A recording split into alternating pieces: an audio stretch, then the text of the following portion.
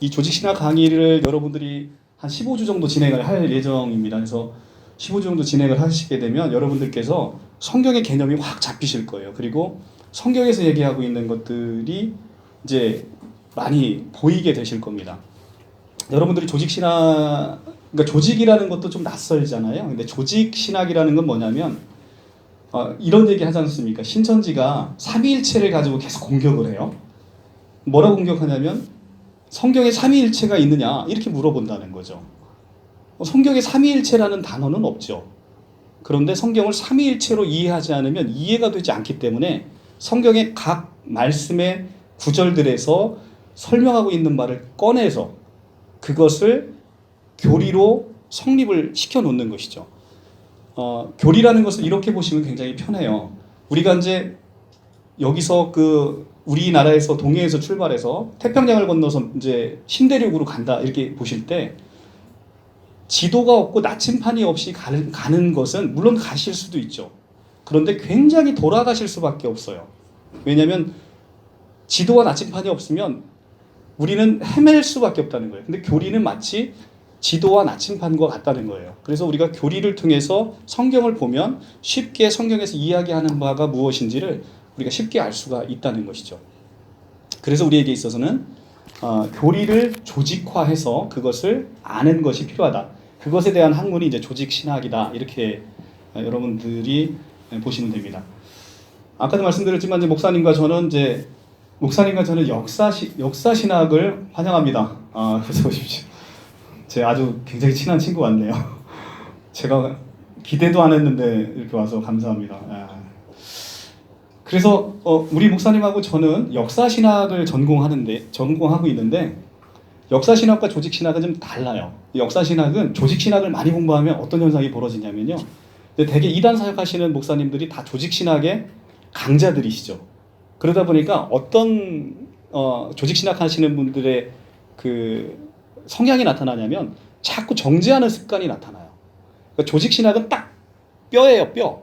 그러니까 테두리로 싹 해놓으니까 그 테두리에 벗어나는 것은 다 이단인 거예요. 다 이단이니까 정죄하는 습관이 벌어진다는 거예요. 이게 조직신학의 맹점이 그것이죠. 그런데 이제 조직신학을 저도 오랫동안 연구를 하다 보니까 저에게도 그런 습성이 생기더라는 겁니다. 어느 날. 그런데 역사신학을 하나님께서 인도하심으로 역사신학을 이제 접하게 되다 보니까 역사신학을 접하다 보니까 역사신학은 그동안에 우리 교부들이 성경을 이해하는 방식에 대한 부분이 굉장히 많습니다. 그래서 왜 여러분들이 우리의 자녀들이 왜 신천지에 끌려가고 이단에 끌려가냐 하면 성경에서 얘기하고 있는 문자적 의미보다 영적인 의미를 우리가 굉장히 많이 갈구하기 때문에 그렇다는 거예요. 그러니까 굉장히 그러니까 우리가 대표적으로 이제 하나 예를 들어보면 우리가 요한복음 1장과 창세기 1장에 보면 빛이 나옵니다. 그렇죠? 빛이 나와요. 근데 이 빛을 그냥 우리가 얘기하는 이 빛으로 보면 문자적으로 보는 거거든요. 근데 아무런 의미가 없다는 거예요. 이 빛은 태초에 계신 예수 그리스도, 하나님의 예수 그리스도 안에 있는 하나님의 형상의 빛인 것이거든요. 근데 이 빛을 그렇게 이제 고린도후서 4장에 보면 이 빛이 하나님의 영광을 나타내는 예수 그리스도 안에 있는 그 빛이라고 얘기를 하고 있습니다.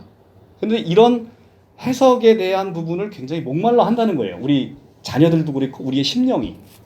그래서 우리가 이 알레고리적인 해석이 잘못 가면 굉장히 위험한 해석일 수 있지만 우리 교부들이 해석해놓은 여러 가지 방법들이 있다는 거예요. 근데 그렇게 성경을 이해하면 굉장히 은혜로워요. 굉장히 은혜롭습니다. 그렇기 때문에 우리가 성경을 깊이 볼 수 있는 시각을 열어주는 것이 바로 역사신학이다. 그래서 우리 목사님께서 역사신학의 박사과정에 있으시고 저는 이제 지금 석사과정에 있어서 이제 공부를 하고 있는 것이고요. 그러다 보니까 그렇게 신앙을 하다 보니까 조직신학에서 오는 맹점이 조금 이렇게 이제 커버가 된다는 거예요. 우리가 이단이라고 얘기를 하고 또 이단을 정죄할 때 굉장히 좀 조심스러운데 우리 지금 이단 사역하시는 분들의 많은 분들이 너무 서스럼 없이 이단에 대한 정죄와 그에 대한 구원론의 문제를 너무 쉽게 정죄하는 습관도 있다는 거죠. 예를 들어 개토릭을 보면 우리가 천주교를 보면 천주교는 이단이에요. 천주교도 우리를 보면 우리가 이단일 수 있어요. 그런데 이단의 문제와 구원의 문제는 완전 별개라는 거죠. 또 과연 천주교에 누가 구원이 없다라고 함부로 얘기할 수 있겠냐는 거죠. 교리적인 잘못이 있는 것과 그 안에 구원이 있는 문제는 별개 문제인 거예요. 예를 들어 봅시다. 교회 밖에 구원이 있습니까 없습니까? 이렇게 누가 물어본다고 하면 우리가 굉장히 고민해요. 교회 밖에 과연 구원이 있느냐 없느냐? 여기에는 굉장히 어려운 신학적인 질문이 있어요. 첫째는 교회란 무엇이냐가 이제 굉장히 중요하다는 거죠. 교회를 우리가 통상적으로 얘기하고 있는 교회의 건물로 생각을 많이 하셔요. 우리가 평신도들이. 교회 건물로 많이 생각하시는데 교회 건물로 우리가 교회를 인식을 하게 되면 이게 이제 신천지의 강의를 보면 교회 건물로 교회를 이해한다는 내용들이 너무나 많이 나옵니다. 그 사람들의 시각과 우리 평신도의 시각은 그렇다는 거예요. 그러면 교회 건물로 인식을 했을 때 과연 교회 건물 안에 구원이 있는 건 그건 아니라는 것이죠. 그러면 교회는 고린도전서 1장의 1장 1절과 2절에 정확히 나오는 바와 같이 하나님의 거룩하신 성도들, 부르심을 받은 성도들의 모임, 이것이 바로 교회의 공동체라는 것이죠. 그러면 교회 공동체를 그런 개념으로 이해를 하면 교회 밖에 구원이 없다라고 얘기를 할 때는 어느 정도 맞는 얘기인 것 같아요. 그죠? 근데 교회 건물로 이해할 때는 그것은 당연히 틀린 얘기죠. 근데 신천지는 구원의 처소가 자기들에게 있다는 거예요. 그것을 장소적 개념으로 이해하기 때문에 그런 오류에 빠지는 거죠. 교회 밖에 구원이 없다라는 얘기를 우리가 공공연하게 할 때 신천지식 시각도 자기들이 구원의 처소라 얘기하고 구원의 처소에 들어오지 않은 사람은 구원이 없다 얘기를 한다는 거죠. 그러니까 그렇게 교회 개념을 왜곡하다 보니까 배타적 구원론이 생기는 겁니다. 우리에게 있어서 구원은 그리스도에게 있는 거예요. 그리스도에게 구원이 있기 때문에 그리스도께서는 교회 안에만 계시는 게 아니라 온 우주에 계시잖아요. 그렇기 때문에 사실은 교회에만 구원이 있다라는 것도 굉장히 어떻게 보면 배타적 구원론의 하나의 형태로 나타난다는 것이죠. 그리스도께서는 온 우주의 주관자시고 온 우주에 계시기 때문에 우리가 교회 밖에 있어도 구원의 개념 가능성은 얼마든지 열려 있다는 겁니다. 대표적으로 성경에서 제시하고 있는 분을 보면 십자가 우편 강도 형제님이시잖아요. 그죠? 평생 죄만 짓다가 그 형제님이 언제 교회 다니셔서 구원 받으셨습니까? 그렇지 않잖아요. 그러니까 우리가 교회를 다녀서 구원을 받는다라는 개념을 생각할 때 우리 생각에는 어떤 생각이 얄팍한 생각이 들어있냐면 내가 교회를 잘 다니고 예배를 잘 드리고 헌금을 잘하고 교회를 열심히 봉사하면 내가 구원을 받으리라 라는 생각을 하고 있다는 겁니다. 이것은 철저하게 적그리스도적인 생각인 거예요. 없어져야 되는 생각 중에 가장 1번이라는 거죠. 예수 그리스도의 공로가 아무런 의미가 없는 거잖아요. 내 공로로 내가 구원받겠다는 거예요. 내가 열심히 교회 다니고 내가 열심히 예배드리고 내가 열심히 헌금함으로 구원받으면 자기 공로로 구원받는 거지 예수 피로 구원받는 게 아니라는 것이죠. 아무 의미가 없는 구원론에 있어서도 아주 핫발인 것이죠. 이건 뭐 거의 적그리스도적인 생각인 거예요. 근데 우리는 그런 식의 생각을 한다는 거예요. 그러다 보니까 이 교회 가면 구원이 있을까? 저 교회 가면 구원이 있을까? 라고 교회를 기웃기웃거리고 말씀을 기웃기웃하다가 이단으로 끌려갔다는 것이죠. 우리의 형제들과 우리의 자녀들이. 그렇다는 겁니다. 그러니까 조직신학적인 개념이 얼마나 중요한지를 여러분들이 이런 대목에서 알 수 있는 거예요. 그래서 우리가 그러면 여기서 하나 더 이제 깊이 나가면 그러면 우리가 교회에 가는 유익은 무엇이냐? 교회 밖에도 구원이 있다라고 한다면 우리가 교회를 가는 유익이 우리에게 있어야 내가 교회를 섬기고 교회 나가서 무엇인가 하는 의미가 있지 않겠습니까? 당연히 의미가 있죠. 교회 공동체라는 것은 예수께서 이 땅 가운데 승천하시고 우리에게 주신 가장 큰 선물 중에 하나인 것이죠.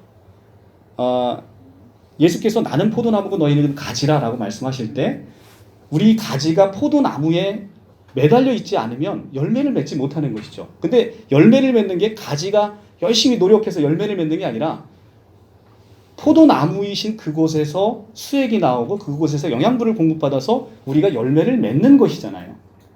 그런데 교회 공동체는 마치 그렇다는 것이죠. 예수께서 교회의 머리라고 하시잖아요. 그리고 여러분들은 예수를 머리로 하는 교회의 지체.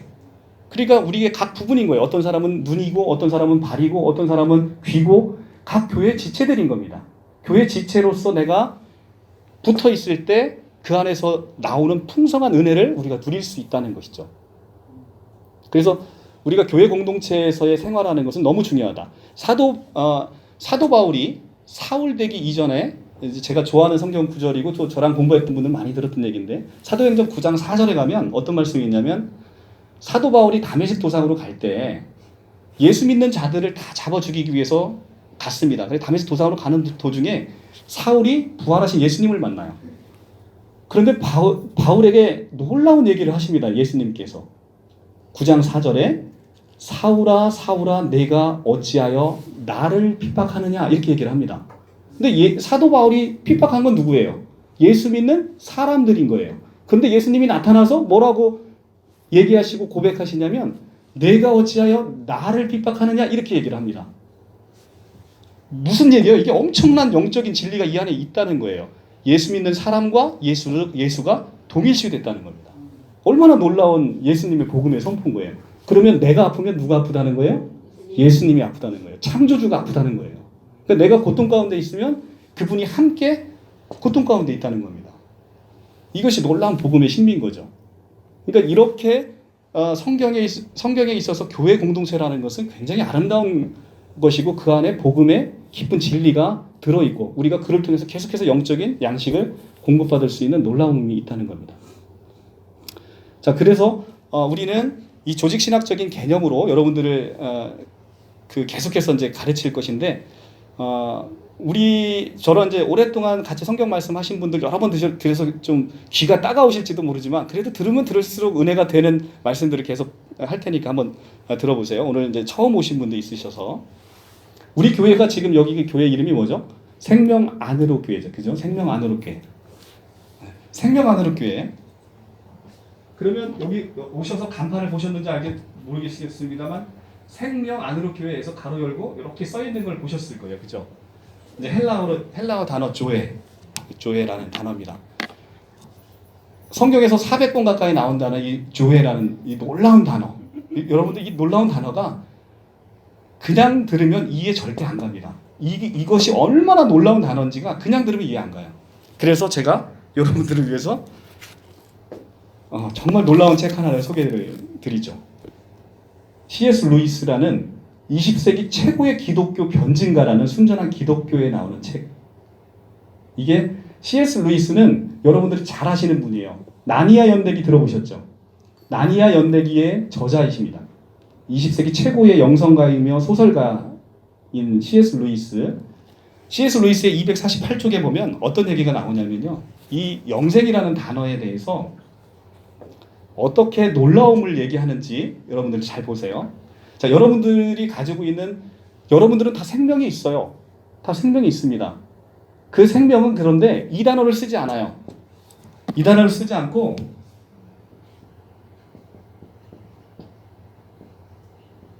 푸시케라는 단어를 써요. 이 헬라어 단어 푸시케라는 단어는 조에라는 단어와 뭐 그냥 글자도 다르죠. 의미는 더더욱이 다르다는 거예요. 이 푸시케라는 단어는 여러분들 우리 말로 번역하면 생명이라고 번역도 되고 목숨이라는 번역으로 되는데 이 조에라는 단어를 우리가 같은 생명이라는 단어로 쓰니까 같은 것이라고 이해를 하는 겁니다. 하나님이 여러분에게 영생을 선물로 주시고 여러분에게 생명을 선물로 주셨다라고 할 때 그 생명은 위의 단어를 쓰는 거예요. 밑에 단어를 쓰는 게 아닙니다. 여러분들에게 이미 나에게 생명이 있는데 무슨 생명을 또 주냐? 그래서 보통 사람들은 어떻게 이해를 하냐면 영생을 너희에게 주러 왔노라 라고 얘기하니까 이 푸스케를 가지고 영원히 산다. 시간적 개념으로 영원히 산다. 이게 영생이라고 이해를 한다는 거예요. 그런데 C.S. 루이스가 그 표현을 너무나 기가 막히게 이해하기 좋게 설명을 한 것이죠. 뭐냐면 여러분들 저랑 똑같이 생긴 조각상을 만들었어요. 어떤 아주 유명한 조각가가. 그래서 이렇게 멈추고 있으면 내가 조각상이 난지를 구분하지 못할 만큼 똑같이 만들어 놨어요. 근데 이 생명이 얘는 생명이 없잖아. 조각상이니까 나무 대가리니까. 이 나무대가리가 저를 보면서 아, 나도 생명을 갖고 싶다라고 굉장히 갈망했다는 거예요. 근데 어느 날 이 나무에게 생명이 오겠다라는 소문이 돌기 시작했다는 겁니다. 그런데 실제적으로 그 나무에게 사람의 생명이 확 들어와 버렸다는 거예요. 얼마나 놀라운 변화입니까? 조각상이 사람의 생명을 얻었다고 하니까 굉장히 놀랍잖아요. 자, 얼마나 놀라운 변화입니까? 그런데 사람이 이 조회를 얻었다는 것은요, 나무 조각이 사람의 생명을 얻은 것보다 더 놀라운 변화라는 거예요. 왜 그러냐면 이것은 이 조의 생명은 삼위일체 하나님만 갖고 있었던 그 생명이 피조물인 인간에게 왔기 때문에 훨씬 더 놀라운 변화라는 거예요. 원숭이가 사람이 된 것보다 사람이 하나님의 생명인 예수 생명을 가졌다는 거, 이게 더 놀라운 변화라는 거예요. 우리에게 그렇게 놀라운 본질적인 변화를 주셨다는 겁니다. 이게 성경에서 얘기하는 조의 생명, 우리 이 생명 안으로 교회의 본질이라는 거예요. 그러니까 우리는 이 하찮은 생명을 갖고 영원히 사는 게 아니라, 피조물로 영원히 사는 게 아니라, 요한복음 10장 34절에 내가 너희를 신이라 하였는 걸 알지 못하느냐라고 시편 82편 6편을 인용해서 요한복음 10장 34절에 내가 너희를 신이라고 얘기했다라고 얘기를 합니다. 왜 우리가 신이 되었냐 하면 하나님의 생명 때문에 그런 거예요. 하나님의 생명이 우리에게 왔다는 겁니다. 하나님의 생명이 왔다는 것은 우리 아들이 저를 보고 아버지라고 부릅니다. 왜 그러냐면 제가 생명을 나눠줬기 때문에 나를 아버지라고 부르는 거예요. 하나님의 생명을 받은 자만이 하나님을 아버지라 부를 수 있다는 겁니다. 우리가 피조물인 우리가 하나님을 아버지로 부를 수 있는 특권이 주어졌다는 건 본질이 변화됐다는 거예요. 개만도 못한 우리가 사람이 된 것보다 더 놀라운 변화가 피조물인 인간이 하나님의 생명을 갖게 된 거. 이 변화가 기독교회가 얘기하는 진리의 핵심이라는 거예요. 엄청 놀라운 얘기를 C.S. 루이스가 기가 막히게 설명하지 않았습니까? 우리의 본질이 바로 그거라는 거예요. 그래서 그냥 우리가 어떤 은혜 받는 차원, 복 받는 차원, 이걸 넘어서 우리의 본질은 삼위일체 하나님의 모든 것을 다 상속받는, 그래서 우리가 그 신적인 생명을 같이 공유할 수 있고 신적인 능력을 함께 공유할 수 있는 그 본질로 가버렸다는 겁니다. 이것이 기독교에서 얘기하는 생명의 개념이라는 거예요. 그러니까 같은 생명이니까 이렇게 설명 듣지 않으면 이해하기가 어렵죠. 그러니까 우리의 본질의 변화는 십자가상에서 예수 그리스도께서 신분이 변화되셨어요. 독생자로 오셨잖아요. 이 땅 가운데. 그런데 로마서 8장 29절에 가면 십자가상에서 예수님의 신분이 바뀌었는데 맏아들로 바뀌었어요. 독생자이신 그분이 이 땅 가운데 오실 때는 독생자인 그분이 맏아들로 바뀌면서 형제인 우리를 하나님의 자녀로 삼으셔서 이제는 둘째 아들, 셋째 아들, 넷째 아들, 하나님의 아들이 됐다는 건 우리가 생각하는 그런 차원이 아닌 거예요. 하나님이 누구신지를 알면, 언제 조직신학에서 이제 하나님이 누군지를 배울 텐데, 하나님이 누구신지를 알면, 우리가 예수가 누군지 알면 예수 생명이 어떤 생명인지를 여러분들이 아신다는 거죠. 자, 보십시오. 우리가 고린도 후서에 가면 예수 생명이 나와요. 예수 생명. 자, 그러면 우리가 자꾸 헷갈리는 게 뭐냐면 예수가 사람의 모습으로 오셨으니까 이 예수가 우리랑 똑같다 보다라는 생각밖에 못 한다는 거예요. 그런데 이 예수의 본질을 모르니까 우리가 자꾸 이단에 미혹되고 제대로 된 복음을 접하지 못한다는 거죠. 이 예수는 이제 배우겠습니다만 예수는 하나님이에요. 자, 하나님이라는 것은 창조주라는 거예요. 자, 이게 여러분들 한번 시험을 해보세요. 집에 가서 아이들에게, 아니면 가장 기본적인 한국어조차의 이해가 굉장히 부족해요. 예수가 하나님이신데요. 하나님이시면 창조주잖아요. 근데 하나님이면 창조주라는 걸 연결을 못 시켜요. 놀라운 게 우리 평신도가. 창조주는 하나님밖에 없는 거니까요. 예수는 하나님의 아들인데 왜 하나님이래? 라고 생각하죠. 우리 머릿속에 뭐가 박혀 있으니까? 하나님은 성부 하나님만 머릿속에 박혀 있으니까 예수가 하나님이라는 걸 받아들이지 못하는 거예요. 근데 여기서 얘기하는 예수가 하나님이라고 얘기하는 건 하나님의 속성을 얘기하는 거예요. 속성. 하나님은 삼위로 계시는데 이 삼위가 이렇게 생각하시면 되게 편해요. 강아지 새끼가 강아지죠. 고양이 새끼가 고양이죠. 사람 새끼가 사람이고요. 하나님 새끼는 하나님일 수밖에 없는 거예요. 우리가 그때 사람 새끼가 사람이다라고 얘기할 때는 사람의 본질을 얘기하는 거잖아요. 하나님이 예수가 하나님이다라고 얘기할 때는 본질을 얘기한다는 거예요. 본질. 예수는 기본 하나님의 본질이시라는 거죠. 그렇기 때문에 이 하나님이신 이분이 창조주라고 얘기하고 있고요. 이 창조주라는 건 요한복음 1장에 태초에 말씀이 계시니라 말씀이 하나님과 함께 계셨으니 곧 하나님이다. 만물이 그로 말미암아 지음바 되었을 때 그로 말미암지 않고는 아무것도 지음바 된 것이 없느니라 이렇게 얘기하신단 말이죠. 거기서 말씀이 예수 그리스도잖아요. 그러니까 말씀이 육신이 되어 우리 가운데 오신 분이 예수 그리스도이기 때문에 만물이 모든 것이 다 그로 말미암아 지음바 되었을 때 그가 없이는 하나도 된 것이 없다는 거예요. 그러면 말씀이 모든 걸 다 지으셨다니까 말씀이 예수고 그 예수는 창조주라는 얘기입니다. 그죠? 그래서 우리가 그러면 하나님이고 창조주인 예수의 본질을 알았다면 예수의 생명이 여러분들이 가지고 있는 지금의 현재의 생명과 같아요, 달라요? 당연히 다르죠. 창조주의 생명이고 우리는 피조물의 생명인데 한낱 피조물의 생명을 어찌 창조주의 생명과 비교할 수 있어요? 비교 못하죠. 여러분들 이거를 선물로 이미 주셨다는 겁니다. 이걸 믿음으로 취하는 순간 여러분의 것이라는 거예요. 이게.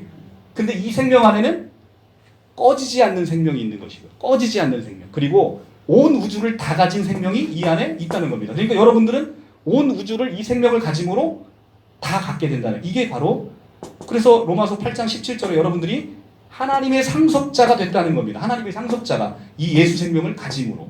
이게 이제 복음에서 얘기하는 놀라운 것이고요. 여러분들이 예수가 누군지를 모름으로 그런 부분에 대한 인식까지 나아가지 못하는 상태가 되어진 것이죠. 그래서 이 예수 생명은 놀랍다는 겁니다. 자, 이 생명의 놀라움을 한 가지로 다시 제가 이제 즐겨 쓰는 표현으로 보면 여러분들께서 건강하게 사셔도 이제 앞으로 3, 40년이에요. 그죠? 3, 40년의 생명을 이건희 회장님의 지금 현재 상태가 어떤지 아시죠? 여러분들 바꾸자. 어떤 분이 바꾸시겠어요? 아무도 못 바꾸시죠. 한낱 푸스케를 갖고 있는 3, 40년의 생활을 갖고 있는 여러분도 못 바꿉니다. 그러면 이건희 회장의 2019년도 재산이 여러분들 유튜브에 네이버에 검색해보면 2019년 기준 19조 8천억이에요. 19조 8천억씩을 다 갖고 살고 계신다는 거죠.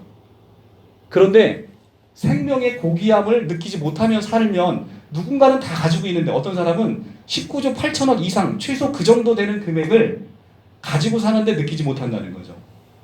근데 이거하고는 비교도 안 되는 이 생명이 여러분들에게 와 있다는 거예요. 이 생명의 가치는 얼마나 될까요? 바로 이 생명이 여러분들에게 와 있다는 겁니다. 그래서 그 거룩한 초대로 여러분들에게 늘 예수께서 거룩한 초대를 하고 계시고 오늘 이 자리에 여러분들이 오셨다는 거죠. 그러니까 사람이 자기가 온 것 같잖아요. 여기 지금 제 처음 아마 교회에 와보는 제 친구가 있을 텐데 이게 자기가 온 것 같잖아요. 근데 이제 성경 말씀 뭐라고 얘기하냐면 잠언 16장 9절 말씀 사람이 마음으로 자기 길을 계획할지라도 그 걸음을 인도하시는 이는 여호와시라 얘기를 합니다. 여호와의 사람 너희가 나를 택한 게 아니라 내가 너희를 택하여 세웠다라고 얘기를 하십니다. 로마서 15장 그죠? 우리가 이 예수 생명을 받고 싶다고 받을 수 있는 게 아니거든요. 거룩한 초대 안에 왔고 우리가 믿음으로 그것을 취할 때 예수 생명이 내가 되고 그리고 내가 예수 그리스도와 연합이 돼서 예수께서 가지신 모든 게 나에게 오는 그 신비를 우리가 이제부터 배운다는 거죠. 어떤 과정을 겪어서 이 놀라운 신비가 나에게 올 수 있는지를 이것을 조직신학적으로 하나하나를 여러분들이 이제 배워갈 수 있다는 겁니다. 이 놀라운 우물. 그러니까 여러분들이 15주 동안 이걸 배워가면 굉장히 많이 변하시겠죠. 그죠? 네. 그러니까 혹시나 오늘 나오시고 못 나오시는 분들도 제 수제자가 있습니다. 여기 베드로 수제자가 있으니까 우리 베드로 연락처를 가져가셔서 나를 단톡방에 초대해 주십시오라고 하면 한 15주 동안 진행할 이 조직신학 말씀을 여러분들이 다 들으실 수 있다는 겁니다. 그러니까 우리는 이제 이 예수가 누군지 알게 되면 여러분들이 이제 소망이 바뀝니다. 진정고 소망이 바뀌어요. 그러니까 온 우주를 다 가지신 분을 여러분이 가지시면 여러분들에게 있어서 욕심은 없어지죠. 온 우주를 다 가졌는데 내가 이게 진리 안에서 인식이 되어지는 순간 여러분들은 세상에 소망을 둘래야 둘 수가 없어요. 모든 것이 다 나의 것이 이미 되어버렸기 때문에. 그리고 또 하나의 놀라운 변화는 뭐냐면요. 정말 놀랍게도 죽음이 설레임으로 다가오신다는 겁니다. 진짜로. 네. 그러니까 우리가 이게 죽음의 순간 이 생명이 나에게는 현실로 나타나고 보여지기 때문에 그 순간이 놀랍게 기다려진다는 거죠. 그렇다고 죽음의 공포 자체가 없어지는 건 아니지만 우리가 이 육신의 장막을 벗어버리는 그 순간 우리에게 나타나는 이제는 우리가 그토록 고대하던 소망, 산 소망이 우리에게 나타나므로 여러분들에게 죽음이 설레임으로 다가온다는 거죠. 우리가 사랑하는 사람들을 떠나보낼 때의 고통, 지금 자체도 아이들이 지금 돌아오지 못함으로 고통받고 있는 많은 사람들이 있습니다. 우리 가족들이 돌아오지 못함으로 많이 고통받고 있는 사람이 있어요. 그런데 이 소망을 예수에게 두게 되면 그조차도 거뜬히 우리가 이겨나갈 수 있는 희망이 생기고 소망이 생기는 거죠. 그래서 그 고통을 아까 제가 사도행전 9장 4절에 누가 함께 받으신다고요? 예수께서 함께 같이 받으시는 거죠. 내가 어찌하여 나를 핍박하느냐라고 고백하는 사도 바울의 고백이 우리에게 있어지므로 우리가 고통받을 때 예수께서 함께 울고 계시고 여러분들이 정말로 힘들어하실 때 그 옆에서 나의 위로자가 되시면서 계시는 예수가 있다는 것이죠. 자, 이제 본격적으로 서론은 여기까지 하고 본격적으로 한번 시작을 해볼까요? 어디 왜 꺼졌죠? 네.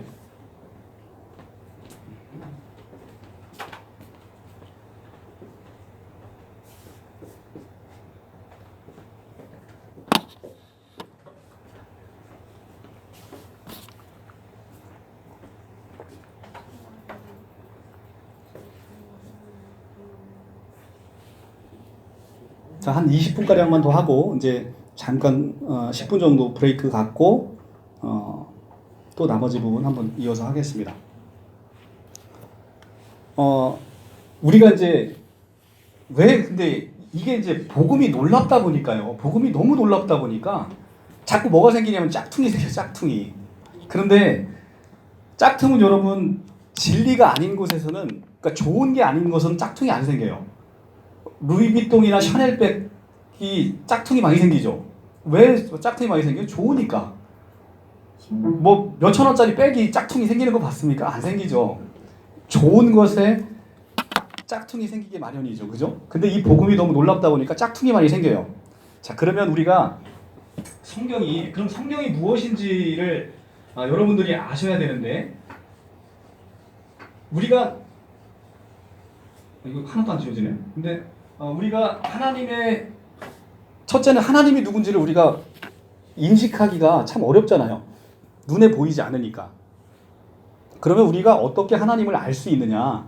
하나님이 우리에게 계시해 줌으로 우리가 어떻게 하나님을 알 수 있냐면 우리 차원에서는 하나님을 알 수 있는 방법이 없어요. 하나님은 너무 크신 분이기 때문에 여러분들 창세기 1장 1절에 이 단어를 여러분들이 감당하실 수 있는지 한번 보세요. 태초에 하나님이 이건 헬라어 데오스의 그 약자를 쓴 겁니다. 하나님이 천지를 창조하시니라. 여러분들 이 단어를 감당하실 수가 있습니까? 이 단어를 태초에 하나님이 천지를 창조하시니라. 하나, 둘, 셋, 네 단어밖에 안 되는데 이 단어의 무게를 여러분들이 감당하실 수 있겠냐는 거예요. 어마어마한 거거든. 이 단어들이. 이 단어의 무게를 여러분들이 감당하실 수 있어요? 못합니다. 하나님은 너무 크신 분이기 때문에 우리가 알 수 있는 방법이 없고요. 너무 신비로운 분이기 때문에 우리가 아무리 다가간다고 해서 하나님을 알 수 있는 게 없다는 거예요. 그러면 하나님 차원에서 우리에게 알려주시는 만큼만 우리가 하나님을 알 수 있다는 겁니다. 그게 바로 성경이라는 거죠. 그런데 우리가 그거를 이제 조직신학적으로 계시다 이렇게 얘기를 합니다. 계시. 하나님이 당신에게 속한 구원의 신비와 거룩한 진리를 사람에게 친히 나타내 보여주는 거룩한 행위, 이것을 계시라고 얘기합니다. 하나님의 자기의 신적인 행위라는 것이죠. 그런데 우리는 왜 그렇게 계시받은 인간들이 많아요? 특히 대한민국에 계시받은 인간들이 너무 많습니다. 그러니까 계시가 무엇인지를 모르니까 계시받았다 얘기를 하는 거예요. 그러니까 온갖 심지어는 정상적인 교회에도 목사님이 사모님이 계시받은 인간들이 왜 이렇게 많냐는 거예요. 도대체 계시가 뭔지를 모르니까 계시받은 인간들이 너무 많아지는 거예요. 우리가 하나님을 알 수 있는 방법은 하나님이 우리에게 보여주신 만큼만 안다. 더 나아갈 때는 그것이 바로 우리도 모르는 사이에 적그리스도로 바뀌어버리는 이런 참담한 행위로 나아갈 수밖에 없다는 것이죠. 원래 사람은 하나님의 형상대로 지으심을 받았어요. 그런데 하나님의 형상대로 지으심을 받았는데 우리가 창세기에 보면 아담이 선악과를 먹음으로 사람이 타락했다라고 얘기를 하고 있지 않습니까? 그러면 사람이 타락함으로 원래 하나님의 형상대로 지으심을 받았기 때문에 원래대로 산다면 하나님의 형상의 모습이 우리 가운데 나타나야 된다는 거예요. 그런데 아무도 하나님의 형상이 나타나지 않는다는 겁니다. 우리가 타락했기 때문에. 그래서 우리는 지금 어디에 있냐면 세상의 임금이라고 칭해지는 마귀의 통치 아래 신음하면서 살아가고 있다는 것이죠. 그게 이제 우리가 창세기를 통해서 여러분들이 확인할 수 있는 겁니다. 자, 지금부터는 혹시 성경이 없으신 분들 있으신가요? 없으시면 지금부터 성경을 엄청 찾아서 보셔야 되기 때문에 성경을 한번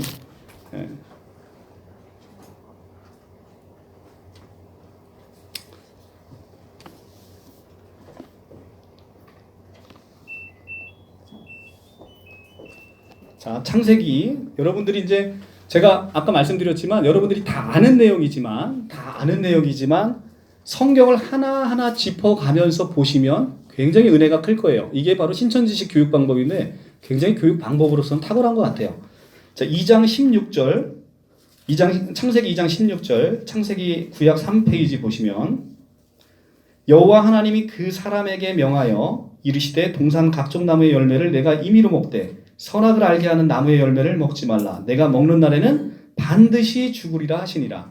반드시 죽습니다. 반드시 죽으리라 한다라고 하나님이 언약을 세우셨어요. 그런데 이 인간이 선악과를 따먹었어요. 그래서 선악과를 따먹음으로 이제는 우리에게 있어서 저주가 펼쳐졌어요. 16절, 3장 16절.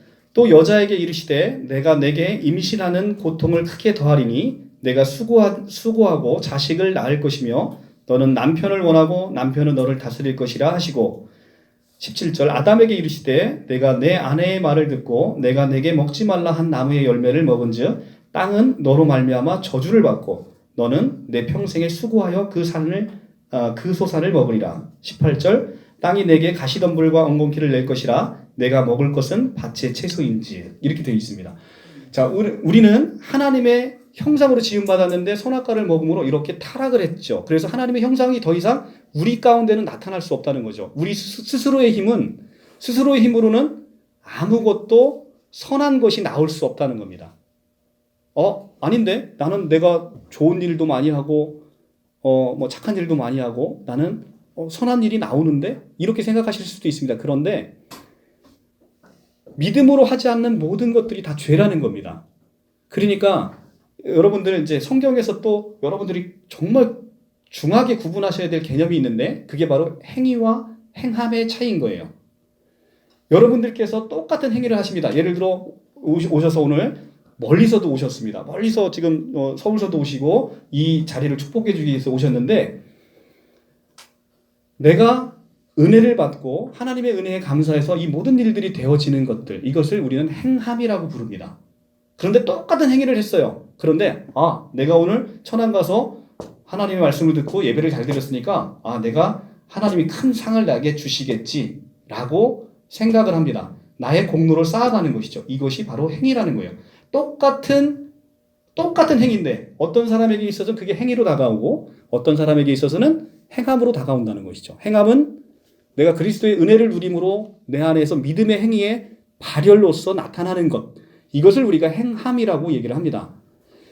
자, 그래서 우리가 행하는 것은 너무나 중요한데, 우리는 우리의 스스로가 아무리 좋은 일을 한다 한들 믿음으로 하지 않게 되면 이 모든 것이 행위가 되는 것이죠. 이것은 아까도 말씀드렸지만 적그리스도적인 행위가 되는 거죠. 그게 착한 일이라 하더라도 그것이 나의 공로가 되어버려서 이것은 조직신학적으로는 죄가 된다는 것이죠.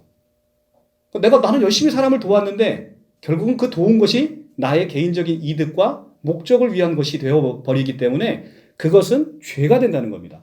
그래서 우리가 성경적인 개념과 조직신학적인 개념의 차이가 있는 것을 분명히 알 수 있어요. 우리가 이제 전도하실 때 여러분들 그런 얘기 하시잖아요.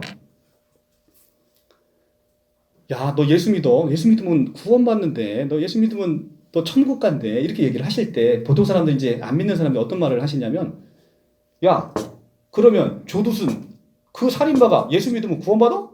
이렇게 물어본다 사람들이. 그러면 우리는 이제 움찔하죠. 야, 세상에 그런 살인마가 구원을 받으면 이게 뭐 어떻게 되는 거야? 이게 나도 이제 그렇게 이게 쭈삣쭈삣합니다. 자, 우리가 이제 뭘 몰라서 그러냐면 이거예요. 노아의 방주가 이렇게 있습니다. 노아의 방주 안에 8사람이 들어갔어요. 그런데 그리고 하나님께서 노아의 방주가 짓기 전에 물심판을 하신다고 경고를 하셨습니다. 그래서 노아는 열심히 방주를 짓고 이 안에 하나님이 정한 때 8명이 딱 들어갔어요. 이제 홍수가 시작이 됐습니다. 자, 이 안에 들어간 8사람 중에 한 사람은 조두순같이 정말로 구원받으면 안 되는 못된 사람이 있어요. 그런데 내가 물심판이 이를 것이다라는 말씀에 순종해서 방주 안에 들어가라 말씀에 순종해 방주에 들어갔네요. 이 사람이 구원을 받습니까? 못 받습니까? 받죠. 왜냐하면 자, 그러면 반대로 너무나 법 없이도 사는 착한 사람이 있어요. 이 착한 사람이 이 하나님의 말씀에 불순종해서 무슨 비가 내린다는 거예요. 이렇게 날씨 좋은데 불순종해서 안 들어가요. 이 사람이 물심판에서 구원을 받습니까? 못 받습니까? 못 받죠. 자, 그러면 그러면 가만히 생각해 보세요. 어떤 사람은 정말 때려 죽여도 현찮을 사람인데 구원을 받고 어떤 사람은 못 받아. 그러면 그 구원이라는 게 어디에서 시작이 되는 거예요? 이 방주로 인해서 우리가 구원을 받고 못 받고가 정해진다는 거잖아요. 그러니까 구원이 우리 차원에 있다라고 생각하니까 거기에 선뜻 대답을 못 하는 거예요. 구원은 이 방주가 그 물심판에서 막아주는 구원의 역할을 하는 거죠.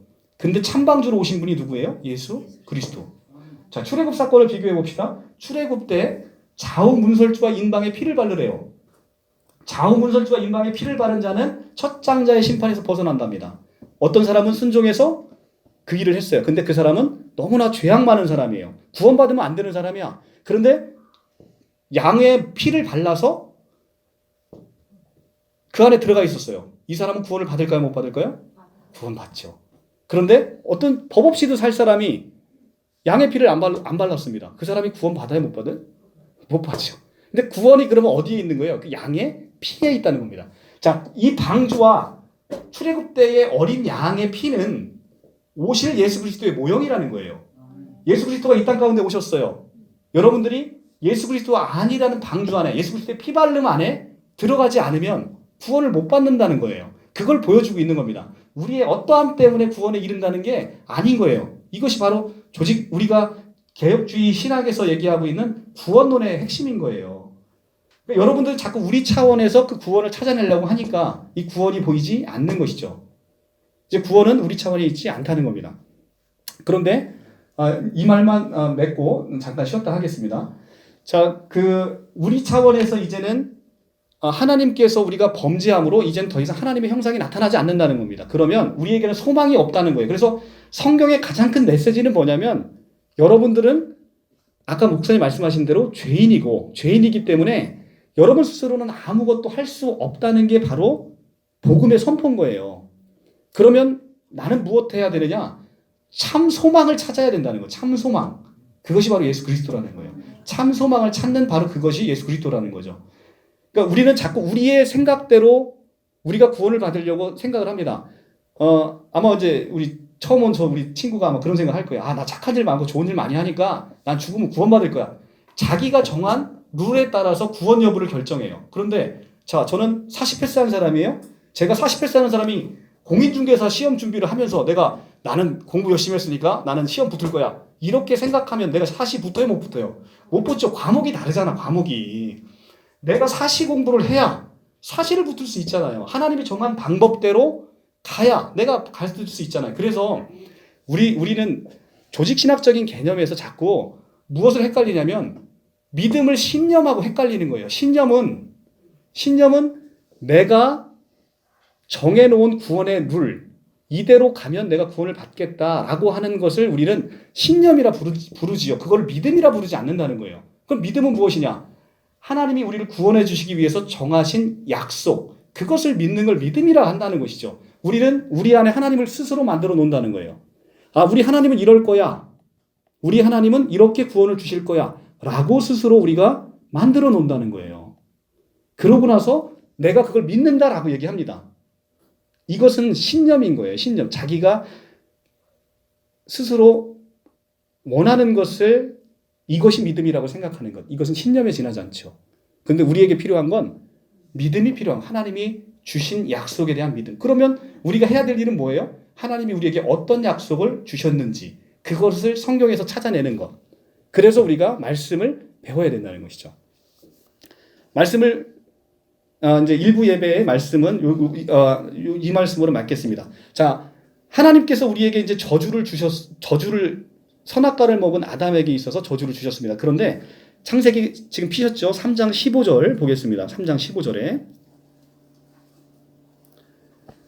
내가 너로 여자와 원수가 되게 하고 내 후손도 여자의 후손과 원수가 되게 하리니 여자의 후손은 내 머리를 상하게 할 것이요 너는 그의 발꿈치를 상하게 할 것이라 하시고, 이것이 이제 성경에서 얘기하는 예수 그리스도를 처음으로 예표하고 있는 원복음이라고 칭해지는 겁니다. 이게 조직신학적으로 원복음이라고 하는데요. 여기서 나오는 여자의 후손, 예수 그리스도를 얘기하는 겁니다. 여자의 후손이 사단의 머리를 밟아버리겠다는 거예요. 상하게 한다는 거예요. 그리고 사단은 예수 그리스도의 발꿈치를 상하게 한다는 거예요. 이 발꿈치가 십자가의 죽으심을 얘기하는 겁니다. 그래서 이 3장 15절의 원복음을 통해서 예수 그리스도께서 이 땅 가운데 오신다라는 걸 구약에서 계속해서 선포하고 있어요. 그리고 신약에서 비로소 예수님이 척 하고 나타나십니다. 자, 우리는 성경에서 가장 제가 놀랍고 좋아하는 성경 구절이 고린도전서 15장 45절인데요. 거기에는 뭐가 나오냐? 우리 한번 봅시다. 고린도전서 15장 45절을 한번 보고,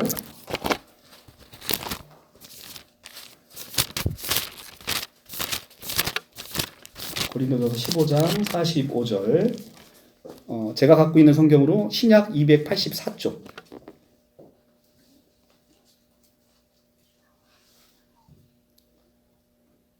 (15장 45절) 기록된 바 첫사람 아담은 생명이 되었다 함과 같이 마지막 아담은 살려주는 영이 되었나니, 이렇게 되어 있습니다. 그죠? 자, 첫사람 아담은 선악과를 먹은 바로 그 사람이에요. 그죠? 그 사람은 생명이 되었다 함과 같이 마지막 아담은 살려주는 영이 되었다, 이렇게 얘기합니다. 여기서 놀라운 단어가 하나가 발견되는데요. 예수 그리스도를 마지막 아담이라고 불렀다는 거예요. 이 마지막 아담이라는 단어는, 그러면 마지막 아담이기 때문에 우리는 더 이상 아담이에요? 아니에요? 예수님이 아담의 끝을 내셨기 때문에, 아담의 죄성을 끝내셨기 때문에 우리는 더 이상 그리스도 안에 있는 한 아담이 아니라는 겁니다. 그래서 신약의 시작은 마태복음 1장에 아브라함과 다윗의 자손 예수 그리스도의 계보라라고 해서 복음이 선포되는 겁니다. 이제는 우리는 새로운 족보 아래 들어가게 됐다는 거예요. 아담의 족보 아래 있던 우리가 이제는 예수 그리스도의 계보 아래, 하나님의 그 계보 아래, 하나님의 상속자의 계보 아래 들어가게 됐다는 이 복음의 선포가 신약의 1장 1절부터 선포된다는 것이죠. 그래서 예수께서 이 땅 가운데 마지막 아담으로 오셔서 우리는 더 이상 아담이 아닌, 이 놀라운 거예요. 그 47절에 한번 더 보면 첫사람은 땅에서 났으니 흙에 속한 자이거니와 둘째 사람은 하늘에서 나셨느니라. 자, 첫사람과 둘째 사람이 나옵니다. 첫사람은 누구죠? 아담.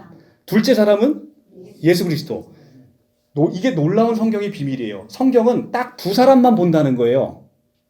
누구를 봐요? 하나는 아담을 보고 또 하나는 둘째 사람을 보는 거예요. 예수 그리스도. 그러니까 성경에서 하나님이 보시는 시각은 딱 두 사람만 보는 겁니다. 너는 아담이냐? 아니면 예수 그리스도냐? 너는 아담이냐? 예수 그리스도냐? 우리의 마지막 심판은 네가 아담이냐? 새 아담이냐를 본다는 거예요.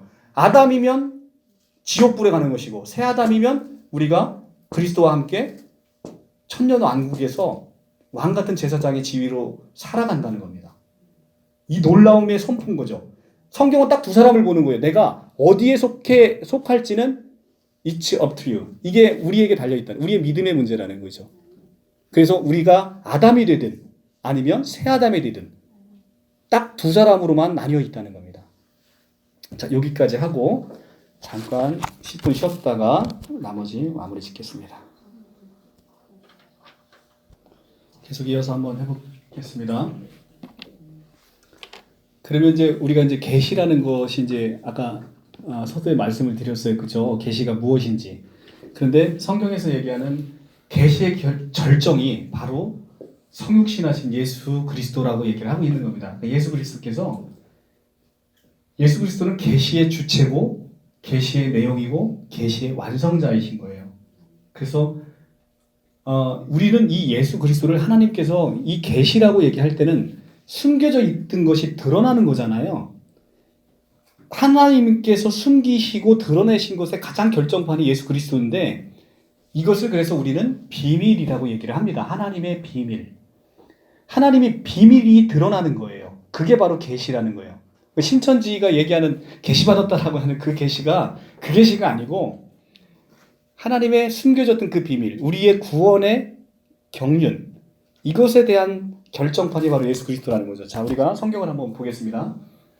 골로새서 1장 25절에서 26절 말씀. 골로새서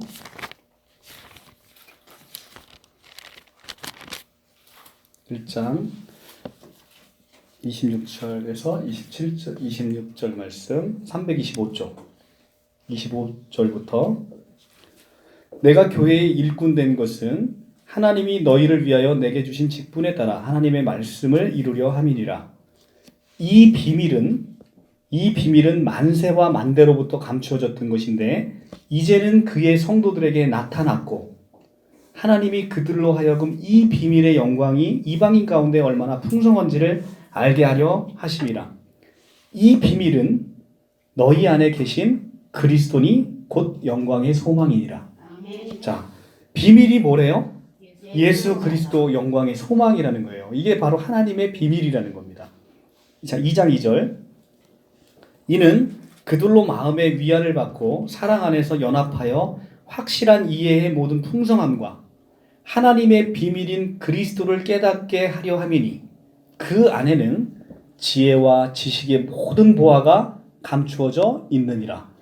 하나님의 비밀은 예수 그리스도라고 하고 있고 그리스도 안에는 지혜와 지식의 모든 보화가 감추어져 있다는 겁니다. 그러면 하나님의 비밀이신 그분께서 이제는 계시가 됐고 우리는 그 안에 들어감으로 그 안에 있는 모든 지혜와 지식과 모든 보화를 우리 것으로 취할 수 있다는 겁니다. 자, 한 구절만 더 볼게요. 로마서 16장 25절. 로마서 16장 25절. 262쪽.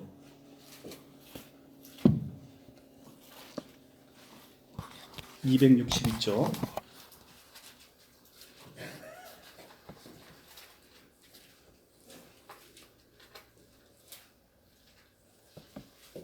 (16장 25절) 나의 복음과 예수 그리스도를 전파함은 영원전부터 감추어졌다가 이제는 나타나신 바 되었으며 영원하신 하나님의 명을 따라 선지자들의 글로 말미암아 모든 민족이 믿어 순종하게 하시려고 알게 하신 바 그 신비의 계시를 따라 된 것이니 이 복음으로 너희를 능히 견고하게 하실 지혜로운 하나님께 예수 그리스도로 말미암아 영광이 세세무궁하도록 있을지어다. 아멘. 자, 나의 복음과 예수 그리스도를 전파함은 영원전부터 감추어졌다가 이제는 나타나신 바 되신 바로 그분. 이분이 누구예요? 예수 그리스도죠. 그러니까 영원전부터 감추어졌다가 2000년 전에 비로소 성육신하심으로 우리에게 나타나신 바 되신 바로 그분. 이분이 바로 하나님의 비밀이라고 골로새서 2장 2절에 말씀하시잖아요. 근데 그분이 무엇을 따라? 신비의 계시를 따라. 신비의 계시를 따라 우리에게 복음으로 오셔서 우리에게 많은 능력과 모든 지혜와 모든 풍성함을 우리에게 주실 수 있게 되었다는 겁니다. 그래서 우리는 예수 그리스도를 아심으로 하나님의 모든 비밀과 계시를 깨달을 수 있다는 거예요. 그러니까 우리가 하나님의 계시를 이상한 것으로 생각하거나 뭐 하나님이 우리가 이 성경에 없는 뭐 이상한 것을 너 어디로 가라 그러면 뭐 거기에 금덩어리가 있겠다. 너는 뭐를 해야 살팔자다. 이런 거 얘기하는 이거는 예수무당인 거죠. 이게 예수무당이 얼마나 많은지 몰라요. 보시면. 그러니까 우리는 그런 식의 성경을 보지 않는다는 거예요. 계시는 하나님의 비밀이 이 안에 다 들어있다는 거예요. 이 안에. 그래서 우리는 그렇게 볼 수 있습니다. 자, 계시라는 것은 그러면 우리가 두 가지를 조직신학에서 얘기하는데 일반 계시와 특별 계시라는 게 있어요. 여러분들이 이제 조직신학을 보시면 이 정도는 기본적으로 알고 계셔야 됩니다. 자, 일반 계시는 로마서 1장 19절부터 20절에 나와 있어요. 로마서 1장 19절에서 20절. 240쪽.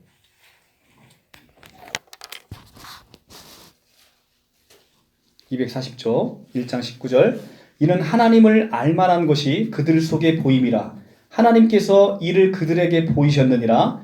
창세로부터 그의 보이지 않은 것들 곧 그의 영원하신 능력과 신성이 그가 만드신 만물에 분명히 보여 알려졌나니 그러므로 그들이 핑계하지 못할지니라. 아멘. 자, 하나님이 일반 계시를 통해서 만물 가운데 하나님이 계심을 드러냈다는 거예요. 그러니까 우리가 이제 가끔 그렇게 보시죠. 이 만물의 오묘함을 보면서 태양은 저렇게 크고 뜨거운데 우리가 태양에 한 발만 다가가도 타 죽는데 어떻게 태양은 저렇게 일정한 빛을 그리고 태양은 도대체 무엇을 타길래 이 태양은 똑같은 에너지를 똑같이 낼 수 있는지 이게 놀랍지 않습니까? 이게 그냥 만들어진 건데 이 만들어지든 만들어지지 않든 이게 항상성을 유지할 수 있다는 게 얼마나 놀라워요. 이게 하나님의 신비라는 거죠. 그 만물을 통해서 하나님이 계신다. 때에 따라서 비를 내리시고 우리에게 잠을 주시고 낮과 밤을 나누셔서 인간으로 하나님 모든 휴식을 주시는 이 하나님의 놀라운 섭리를 보면 하나님이 계신다.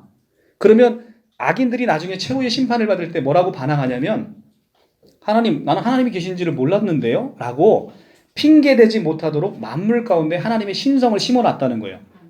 그러니까 누구나 하나님이 계시고 하나님이 계심으로 내가 두려운 마음을 가지고 산다는 거예요. 그게 바로 일반 계시라고 얘기하는 겁니다. 그런데 이 일반 계시만 통해서 우리가 구원받을 만한 그 믿음을 갖기가 어렵다는 겁니다. 그래서 하나님께서 우리에게 특별 계시인 바로 이 성경을 우리에게 주셨다는 겁니다.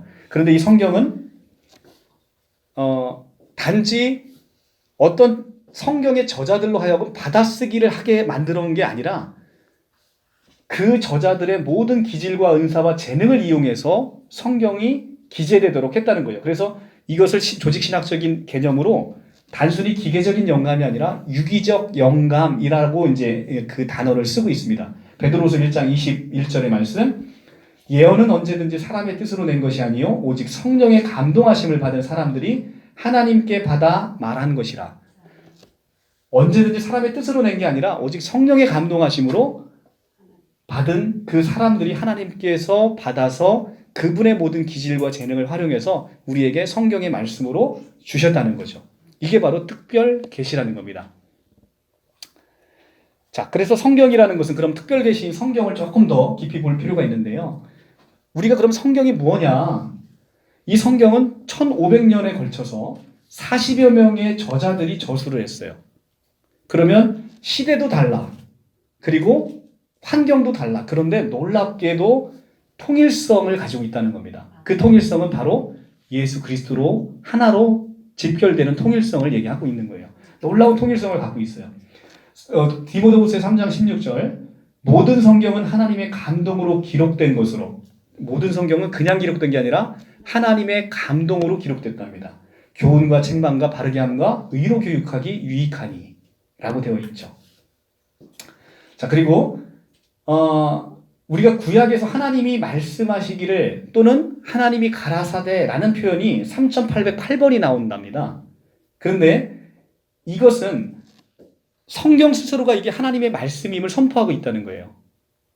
그런데 만약에 이게 하나님의 말씀이 아니라면 시대의 사기 문서죠. 이게 하나님의 말씀이 아니라면.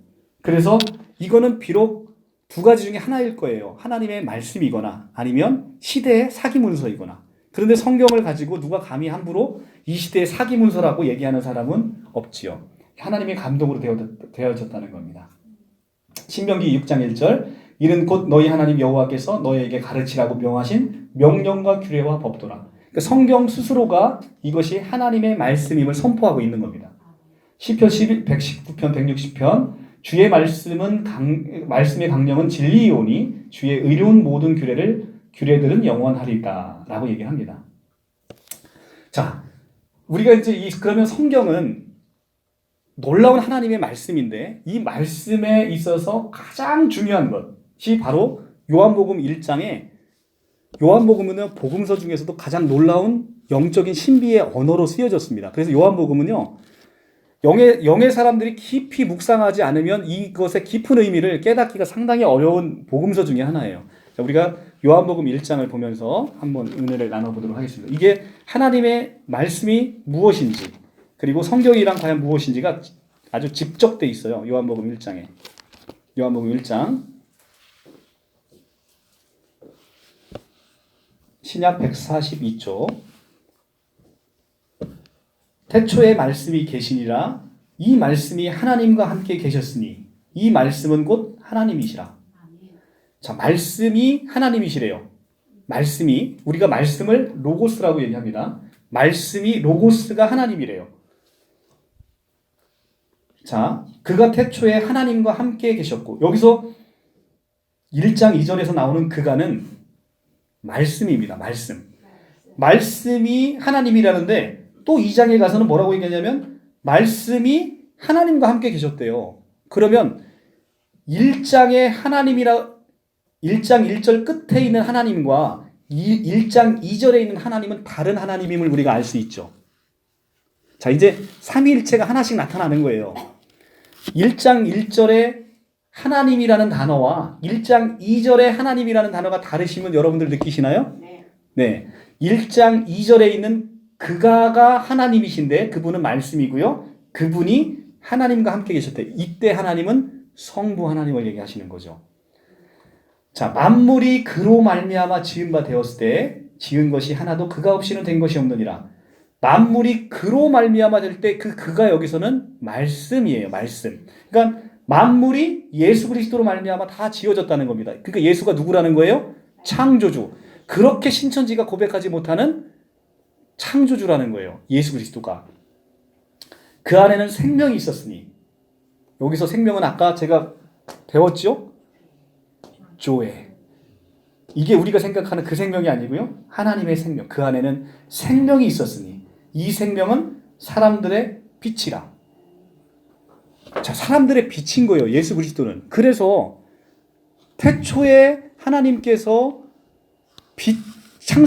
창세기의 1장에 빛이 있으라 라고 얘기할 때 그 빛은 그냥 빛이 아니라 창조의 빛, 바로 예수 그리스도의 그 창조의 빛을 얘기하는 겁니다. 그래서 태초에 빛이 있으라 라고 하니까 그 빛이 옴으로 비로소 밤과 낮이 가리는 거죠. 예수 그리스도가 오기 전에는 우리는 밤과 같은 인생인 거예요. 그래서 우리가 천지 창조를 할 때 밤이 되고 아침이 되니 이는 첫째 날이라 이렇게 얘기하지 아침이 되고 밤이 되니 첫째 날이 이렇게 안 합니다. 왜 그러냐면 우리의 심령은 그리스도의 빛이 오기 전에는 다 밤인 거예요. 누구나 다 밤인 거예요. 그래서 창세기는 예수 그리스도가 우리 가운데 빛으로 처음 오셨을 때 비로소 내가 그 예수 그리스도의 빛을 받음으로 나의 첫째 날이 시작이 되는 거예요. 새 아담의 첫째 날. 아담이 아니라 새 아담의 첫째 날이 이제 비로소 시작이 되는 그 놀라움을 창세기에서 얘기하고 있다는 거죠. 그러니까 우리 마음밭은 창세기에서 땅으로 표현하는데 땅은 가시와 엉겅퀴를 계속해서 내는 겁니다. 내가 그리스도를 없는 삶이 가시와 엉겅퀴의 삶인 거예요. 내 마음은 본성적으로 나는 그리스도를 거부하는 심령을 가지고 있다는 겁니다. 땅은 우리의 심령을 아까 이제 우리 성도님들이 계속해서 갈급해하는 게 뭐냐면 이런 알레고리적인 해석에 굉장히 갈급해한다는 거예요. 근데 우리가 교부들의 모든 해석은 땅은 우리의 심령 마음밭을 얘기하고 있다라고 얘기를 합니다. 이 심령의 가시와 엉겅퀴만 있는 우리의 심령 가운데 예수 그리스도의 빛이 오므로 비로소 첫째 날이 시작이 되고 둘째 날이 되고 셋째 날이 되면서 생명이 점점 커지면서 여섯째 날 되면 우리가 가축의 심령까지 커지는 그 가축은 그런데 말 그대로 가축이 아니고 우리가 가축과 같이 우리의 젖과 살을 내서 다른 사람을 먹이는 그리스도의 풍성한 장성한 분량까지 가는 우리의 신앙의 단계를 얘기를 하고 있는 거예요. 창세기에서 우리가 그런 부분을 빼서 볼 수가 있는 거죠.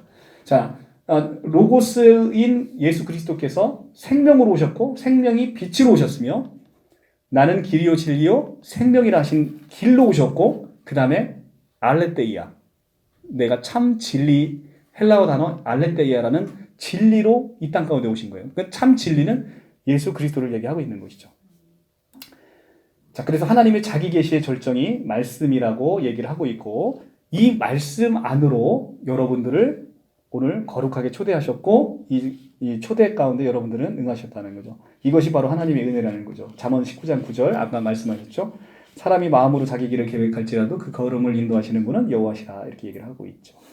자, 그러면 그리고 이 성경은 1500년에 걸쳐서 40명에 걸쳐서 썼는데 놀랍게도 성경은 무호하다는 거예요. 흠이 없다는 겁니다. 모순되는 게 없다는 겁니다. 무호성을 우리가 믿고 있습니다. 근데 놀라운 것은 성경에는 원본이 없습니다. 원본이 하나도 없어요. 이게 바로 하나님의 섭리인 거예요.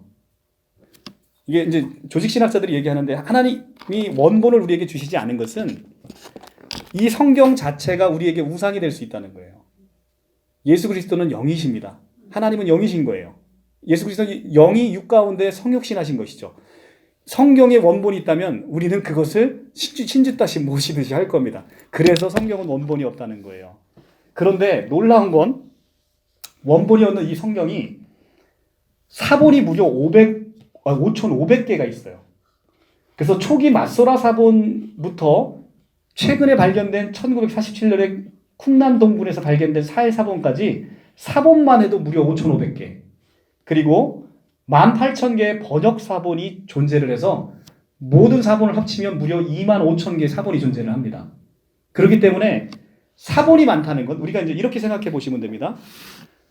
제가 이제 수능을 봤어요. 수능을 봤는데 답안지를 못 가지고 나가게 해요. 그런데 시험을 본 학생들이 너무 많아서 하나씩 기억을 더듬어서 그 많은 학생들이 문제를 조합해 보니까 이 문제였구나라고 우리가 복기를 해낼 수 있잖아요. 그죠? 바둑 잘 두시는 분들은 바둑을 복기하듯이 사본이 많으면 많을수록 그것의 오류의 가능성은 그만큼 떨어진다는 거죠. 그래서 25,000개나 되는 사본이 존재하므로 원본 대비 오류 가능성이 0.5%라는 거예요. 사본이. 그렇기 때문에 원본 자체는 더더욱이 무호하다는 겁니다. 이것이 이제 우리가 그래도 역사적으로 가장 믿음이 가고 정확하게 기재됐다는 호모의 일리어드가 사본이 643개밖에 안 돼요. 이제 가장 정확하다는 것이. 근데 이것이 오류의 정도가 5%에 있다는 것이죠. 그래서 이 호모의 일리어드에 비하면 우리 성경은 25,000개의 사본으로 있어서 얼마나 무호한지를 알 수 있다는 거죠. 그래서 원본은 성경에서 있는 이 원본은 오류가 없으면서 이 원본이 우리에게 없는 이유는 이것이 그리스도를 대체하는 또 다른 우상이 우리에게 되지 않도록 그렇게 원본을 우리에게 주시지 않았다는 겁니다. 그런데 어마어마한 사본을 주심으로 우리가 성경을 신뢰할 수 있는 거죠. 그럼 예수님이 성경을 바라보는 관점은 뭐냐? 마태복음 10장 35절에 가면 성경은 패하지 못하나니라고 예수님이 스스로 말씀을 하십니다. 성경 말씀은 패하지 못한다는 거예요. 자, 그리고 마태복음 5장 18절 진실로 너희에게 이르노니 천지가 없어지기 전에는 율법의 1.1획도 결코 없어지지 아니하고 다 이루리라 라고 예수님이 직접 말씀하십니다. 이 성경 말씀은 하나님이시고 창조주이신 그분이 직접 다 이룬다라고 얘기를 하고 있습니다. 그리고 요한복음 5장 39절 우리가 너무나 유명한 말씀이죠. 너희가 성경에서 영생을 얻는 줄 알고 성경을 상고하거니와 이 성경은 곧 나에 대해서 증거한 것이다 라고 요한복음 5장 39절에서 얘기하고 있죠. 근데 성경은 누구에 대해서 증거하고 있는 책이냐면 예수 그리스도 한 사람을 증거하고 있는 책인 거예요. 그래서 예수 그리스도 자체가 이 성경은 예수에 대한 기록이다 라고 지금 얘기를 하고 있습니다. 그런데 이 성경은요, 다른 일반 것과 달리 우리에게 주신 말씀인데 굉장히 역사적인 거예요. 우리가 그냥 막 꾸며서 쓴 게 아니고요. 여러분들 그 모세오경이라고 하는 율법서가 주전 1446년부터 1406년에 저술이 됐다라고 이제 학자들이 얘기하고 있는데, 이것은 함무라비 법전, 이게 이제 인류 역사상 처음에 나타난 법전인데 이게 주전 1750년에 저술이 된 거예요. 그러니까 함무라비 법전보다 더 최근에 저술이 됐다는 겁니다.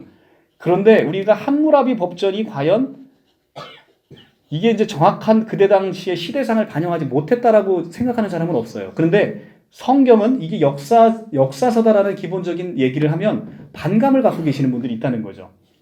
그리고 여러분들이 잘 알고 있는 알렉산더 대왕, 이분이 주전 336년, BC 336년의 사람이에요. 예수님보다 무려 330살보다 형이에요, 형. 알렉산더 대왕이.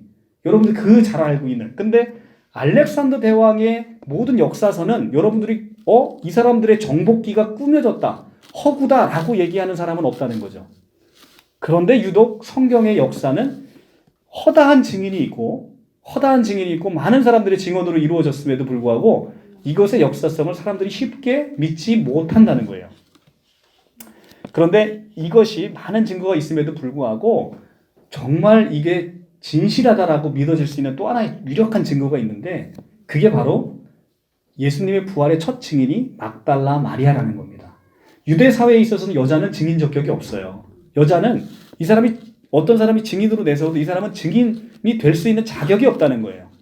그럼에도 불구하고 여성에게 있어서 부활의 첫 증인이 되어 있다라고 성경에 기록된 것은, 성경 자체가 이것을 진실하다라고 그냥 만약에 거짓인데 부활을 진실로 믿게 했다라고 한다면 굳이 부활의 증인을 여성으로 기재할 이유가 없다는 거예요. 왜냐하면 여자는 증인 적격이 없기 때문에. 그럼에도 불구하고 부활의 첫 증인이 여성인 막달라 마리아로 했다는 것은 역사적인 사실을 그대로 기재해놨다는 것이죠. 자, 이게 성경의 놀라운 역사적인 거라는 거죠. 그래서 성경의 역사적인 것이 믿어지면 우리가 성경이 쉽게 믿어진다는 겁니다. 자, 그러면 우리가 이제 성경이 무엇인지를 이제 봤고요. 그러면 우리가 이제 하나님이 누구신지를 여러분들이 아셔야 되는데, 하나님이 누구신지를 우리가 정말 잘 모른다는 거죠. 그리고 하나님 중에서도 더더욱이 모르는 것은 성부 하나님보다는 성자 하나님이 누군지를 잘 모른다는 겁니다. 하나님의 이름은 출애굽기 3장 14절에 나와요. 나는 스스로 있는 자다. 모세가 내가 백성들에게 누구라고 당신을 소개하리까 나는 스스로 있는 자라. I am who I am. 이렇게 소개하라 라고 얘기를 한다는 거죠. 자, 그래서 구약에 나오는 하나님의 이름은 두 가지입니다. 하나는 야훼, 우리가 알고 있는 여호와라는 이름을 쓰고 있어요. 그런데 이 여호와라는 이름은 BC 3세기 이후에는 유대인들이 사용하지 못했어요. 왜 그러냐면 여호와의 이름이 너무 거룩하기 때문에 여호와 이름을 함부로 입에 담을 수 없는 거예요. 우리가 아버님 조남을 함부로 입에 안 담잖아요. 그죠? 마찬가지로 거룩하신 그분의 이름을 함부로 부를 수 없기 때문에 여호와라는 이름은 BC 3세기 이후에는 옐로힘으로 바뀌어서 썼다는 겁니다. 그래서 성경에서, 자, 우리는 여러분들이 가지고 있는 이 성경은요, 아까 원본이 없다 그랬죠?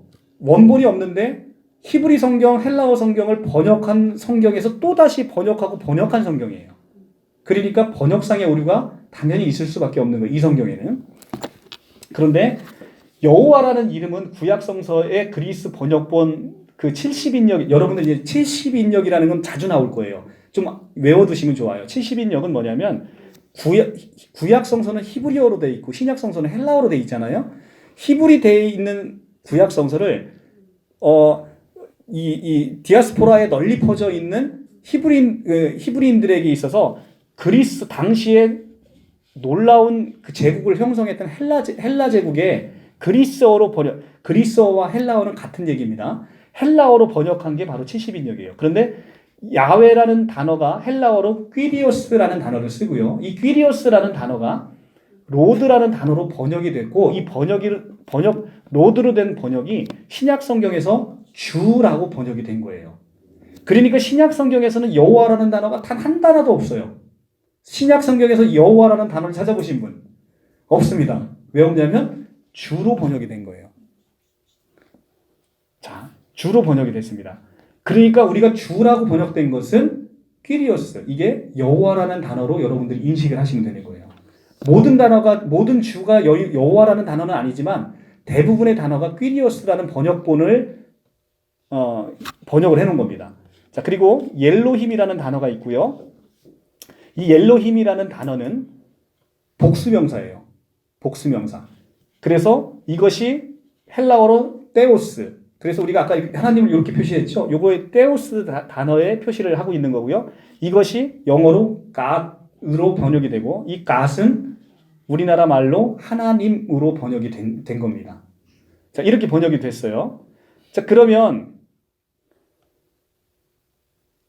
이 번역이 됐는데, 우리가 그러면 하나님은 도대체 옐로힘이라는 복수명사를 썼는데, 우리가 이제 성경을 보고 1장, 창세기 1장 16절, 1장 26절 보겠습니다.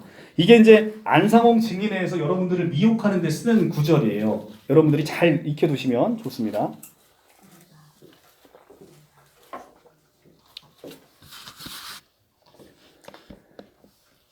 자, 1장 26절. 하나님이 이르시되 우리의 형상을 따라 우리의 모양대로 우리가 사람을 만들고 라고 해서 하나님이 우리라고 표현을 합니다. 우리는 복수명사예요? 단수명사예요? 복수명사. 이게 바로 구약 성경에 나타나는 옐로힘의 하나님인 거예요. 그러니까 이걸 가지고 바로 27절, 하나님이 자기 형상 곧 하나님의 형상대로 사람을 창조하시되 남자와 여자를 창조하셨다는 거예요. 1장 27절을 안상홍 증인의 하나님의 교회에서는 어떻게 해석하냐면, 하나님이 자기 형상을 따라 사람을 창조하되 남자와 여자를 창조했다고 하니 하나님은 남자 하나님과 여자 하나님이 계시다 라고 가르치고 있어요. 그리고 남자 하나님은 안상홍, 여자 하나님은 장길자, 이렇게 가는 거예요. 여기서 우리가 복수를 한 번도 생각해 보지 못하니까, 우리라는 단어를 한 번도 인식하지 못하니까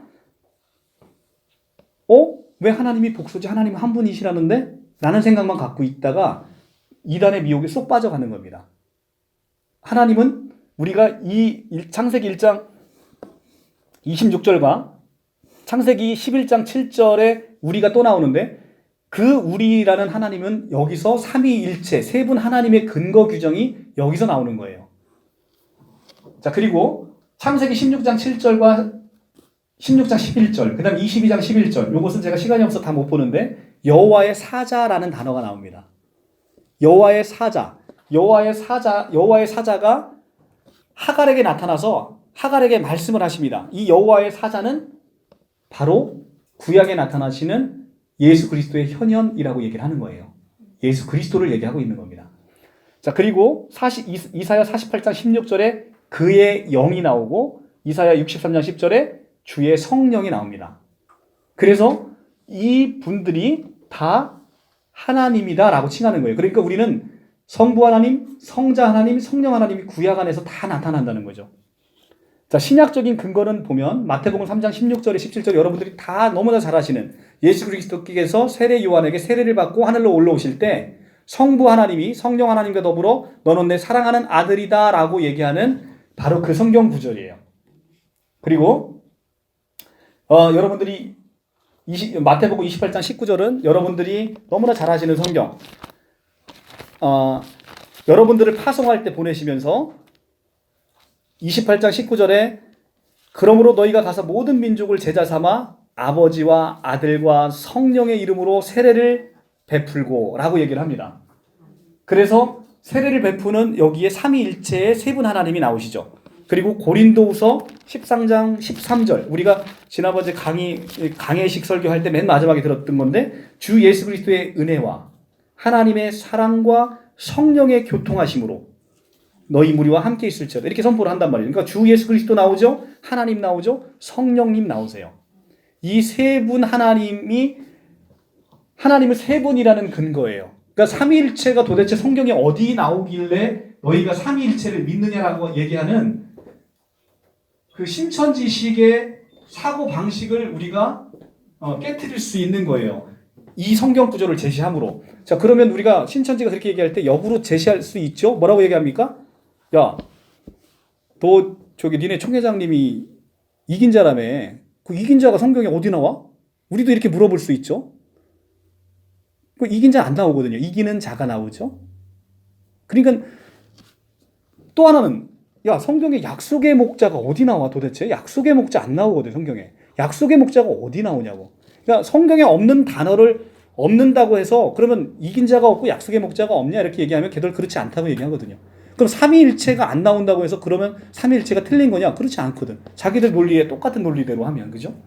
그러니까 우리가 성경을 삼위일체로 이해하지 않으면 성경이 이해가 안 되게끔 돼 있으니까 삼위일체가 나온 거예요. 여기에 성경의 근거 규정이 나오잖아요. 하나님이 세 분이라는 거. 그러면 하나님이 한 분이라는 신학적인 근거는 어디 있느냐? 자, 하나님, 일단은 먼저 하나님이 한 분이라는 걸 먼저 볼게요. 그러면 하나님께서 지금 세 분이라는 걸 봤죠? 그럼 하나님이 한 분인 거에 어디에 나오시냐면, 여러분들은 이거는 중요하니까 성경을 찾아보면서 갈게요. 디모데전서 2장 5절. 디모데전서 2장 5절.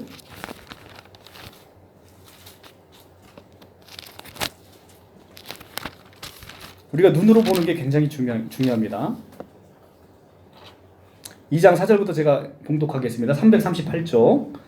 하나님은 모든 사람이 구원을 받으시며 진리를 아는 데 이르기를 원하시느니라. 하나님은 한 분이시요 또 하나님과 사람 사이의 중보자도 한 분이시니 곧 사람이신 그리스도 예수라. 하나님이 몇 분이래요? 한 분. 자, 에베소서 4장 5절에서 6절 말씀. 주도 한 분이시요 믿음도 하나요 세례도 하나요 하나님도 한 분이시니. 이렇게 에베소서 4장 5절에서 6절의 말씀에서 얘기를 하고 있습니다. 그리고 고린도전서 8장 6절에도 한 하나님 한 주를 얘기하고 있습니다. 그러니까 하나님은 세 분 하나님이면서 한 분 하나님이신 거예요. 그러니까 이 성경 구절을 동일하게 이해를 하려면 우리가 삼위일체 하나님을 믿을 수밖에 없다는 거죠. 그래서 아까 제가 말씀드렸죠. 하나님께서, 그러니까 우리가 삼위일체는 정확하게 이해 못해요. 근데 여러분들이 삼위일체를 이해할 때 딱 하나 조심하셔야 되는 게, 우리가 양태론적으로 삼위일체를 설명하시는 목사님들이 너무 많기 때문에 그것은 이미 이단으로 정제가 된 거예요. 여러분들이 그런 식의 이해만 안 하시면 돼요. 어떤 식이냐면 이런 거예요. 제가 회사에 나가면 사장이고요. 집에 가면 아버지예요. 그리고 교회 나오면 전도사예요. 이거는 틀린 얘기. 그러니까 하나님을 이런 방식으로 설명하는 게 이게 양태론이라는 겁니다. 양태론. 이게 바로 이단이라는 거예요. 이단. 이거는 하나님이 한 분 하나님만 설명하는 거잖아요. 내가 여기 있으면 사장이고 여기 있으면 전도사고 내가 집에 가면 가장이고, 이거는 나의 역할을 설명하는 거잖아요. 이게 아니라는 거예요. 하나님은 개별적으로 각각 인격이 있으시다는 겁니다. 이 양태론은 절대 삼위가 설명이 안 돼요.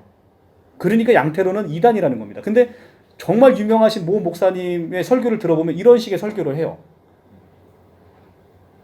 이런 식의 설교를 합니다. 물이 얼려 있으면 기체고 풀려 있으면 액체고 끓이면 기체고. 이게 바로 양태론적 설명이라는 거예요. 이렇게 여러분들 설교를 들으시거나 이해하시면 삼위일체를 왜곡하시는 거예요. 우리가 삼위일체를 각각 이해하는데 중요한 이유는 뭐냐면 각각 하나님만의 풍성한 은혜가 있기 때문에 삼위를 누려야 된다는 거죠. 성부 하나님의 은혜가 있고 성자 하나님의 은혜가 있고 성령 하나님의 은혜가 있다는 거예요. 근데 이 각각의 은혜가 하나의 하나님으로 은혜가 누려진다는 거죠. 그래서 우리가 하나님이 한 분이다라고 얘기할 때는 이게 헬라어로 호모우시우스라는 단어를 써요. 호모우시우스. 이게 한국말로 번역하면 동일 본질이다. 성부 하나님, 성자 하나님, 성령 하나님이 계시지만 이분이 본질에 있어 동일하다는 겁니다. 본질 동일.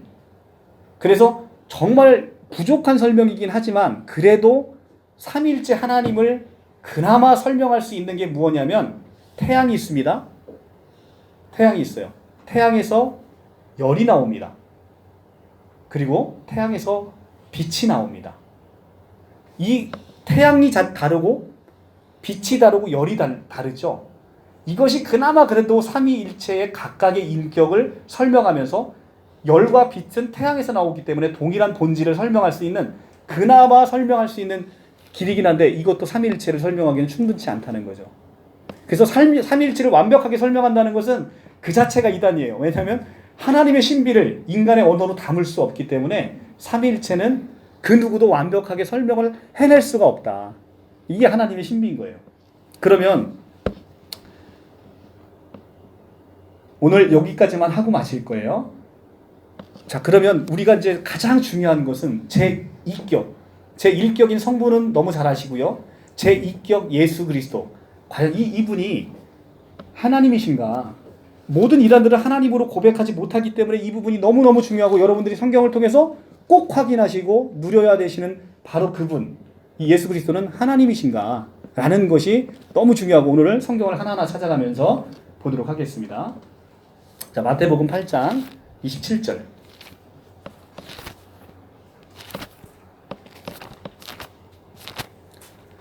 예수 그리스도께서 하나님이신지가 의심되는 가장 중요한 이유는 뭐예요? 이분이 성육신하셨기 때문에 그래요. 우리가 인간의 몸으로 입고 오셨기 때문에 만만한 거예요. 그러니까 예수님을 살짝 끌어내려서 하나님의 자리에서 끌어내려도 만만한 거예요. 신천지식 설명을 쭉 하면요, 교회에서 설명하면 아멘 합니다. 자, 예수님이요, 자, 시대별 구원자를 신천지에서 가리키죠. 아브라함 시대는 아브라함이 있고요. 모세 시대는 모세가 있어요. 여호수아 시대는 여호수아가 있고, 예수 시대는 예수가 있대요.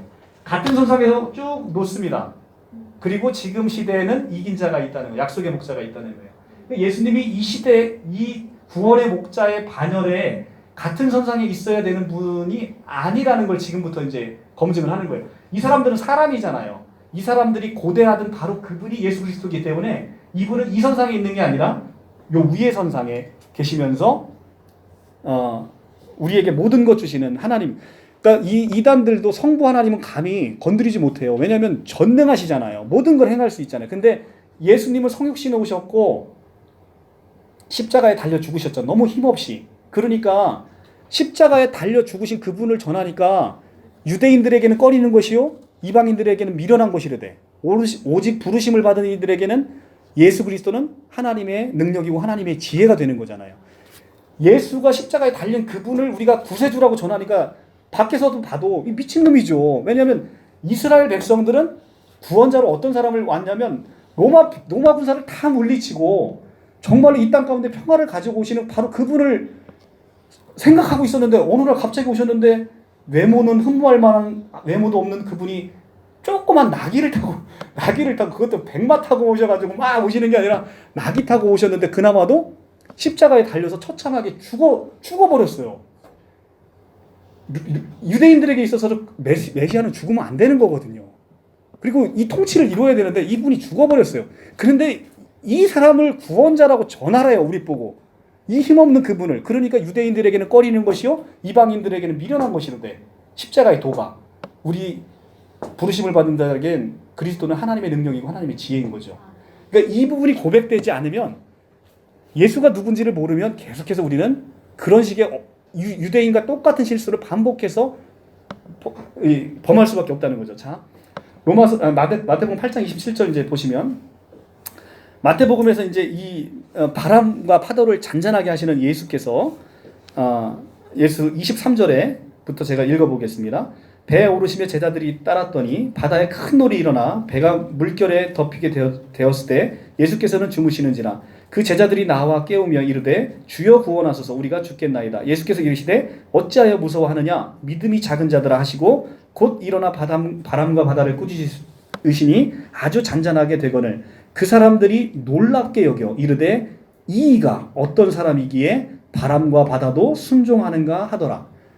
자, 이가 누구길래 바람과 바다를 순종케 하시는 바로 그분. 이분이 과연 누구냐? 이분이 과연 누구냐? 인류 역사상 BC와 AD를 나눈 바로 그 사람, 믿지 않는 기독교를 믿지 않는 모든 사람도 BC와 AD의 구분을 바로 나누는 바로 그분이 과연 누구냐를 마태복음 8장 27절에서 얘기하고 있어요. 그러면 마태복음뿐만 아니라 누가복음 5장 20절에서 21절에 가면 중풍병자를 예수님이 고치세요. 고치시면서 뭐라고 얘기했냐면 내 죄가 사해졌느니라 이렇게 선포를 하십니다. 그랬더니 유대인들이 이가 니길래 여호와가 이 예수가 니길래 과연 죄사함을 행사하느냐? 이 죄사함을 행사할 수 있는 것은 여호와밖에 없는데 예수가 과연 니길래 여호와만이 행사할 수 있는 그 죄사함을 행사하느냐? 이가 필히 신성모독이다. 이렇게 얘기를 합니다. 자, 그러면 우리가 유다서 1장 4절에 이거는 좀 이따 보고요. 디모데전서 6장 15절에 한번 보겠습니다. 디모데전서 6장 15절. 이거는 이제 신천지와 관련해서 너무 중요한 거기 때문에 저희가 이제 성경에서 찾아보는 거예요. 디모데전서 6장 15절.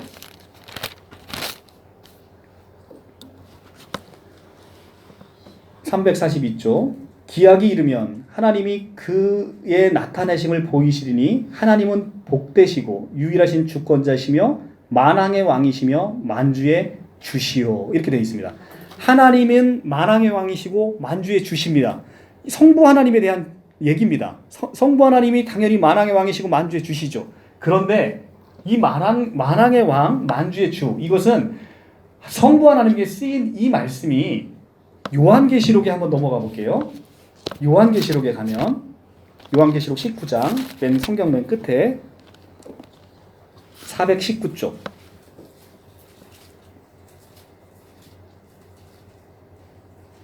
자, 디모데전서에서 분명히 만왕의 왕 만주의 주는 하나님, 성부 하나님께 쓰인 호칭인데 계시록 19장 13절에 보면 또 그가 피 뿌린 옷을 입었는데 그 이름은 하나님의 말씀이라 칭하더라. 하나님의 말씀이 누구예요? 예수 그리스도, 성자 예수님이잖아요. 16절에 그 옷과 그 다리에 이름을 쓴 것이 있으니 만왕의 왕이요 만주의 주라 하였더라. 자, 피 뿌린 자의 옷이 있는데 그 이름이 하나님의 말씀이랍니다. 근데 그 옷과 다리에 이름이 있었는데 뭐라고 썼냐면 만왕의 왕이라고 쓰고 만주의 주라고 썼다는 거예요. 자, 성부 하나님에게 디모데전서 6장 15절에 쓰였던 똑같은 호칭이 누구에게 쓰여요? 예수 그리스도에게 쓰입니다. 여기서 우리는 알 수 있는 거죠. 예수 그리스도께서 바로 하나님이시구나 라는 걸 우리가 알 수 있다는 겁니다. 그런데 만왕의 왕 만주의 주가 뭔지도 모르는 우리 이만희 총회장님께서 제 12차 동성서행을 갔다 오시면서 만왕의 왕이시고 평화의 사자께서 들어오신다라고 하면서 박수를 막 쳤더니 좋아갖고 입이 희죽거리면서 그렇게 다니고 있어요. 이 만왕의 왕이 뭔지를, 지가 하나님이라는 건데 그것을 가지고 희죽거리고 앉아있는 이 처량한 피조물이, 자기는 예수도 아니라는 사람이 이 하나님의 호칭을 감히 이렇게 쓰고 있다는 겁니다. 자, 요한복음 1장 아까 봤죠? 말씀이 육신이 되신 예수 그리스도, 그죠? 말씀이 육신이 되신 예수 그리스도, 태초에 말씀이 계시니라, 이 말씀이 하나님과 함께 계셨으니 이 말씀이 곧 하나님이시라. 자, 그러니까 예수 그리스도가 하나님 되신 걸 알 수 있어요. 이사야 9장 6절 말씀 보겠습니다. 이사야 9장 6절. 이제 마지막으로 치닫고 있습니다. 조금만 힘내십시오. 이사야 9장 6절. 구약 978조. 978조.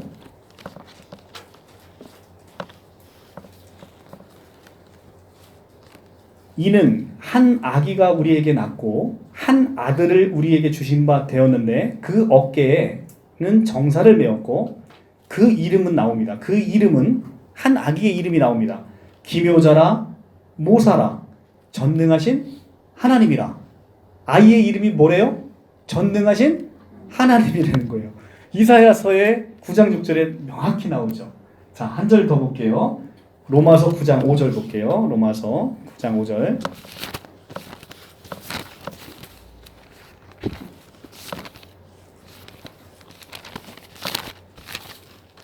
로마서 9장 5절.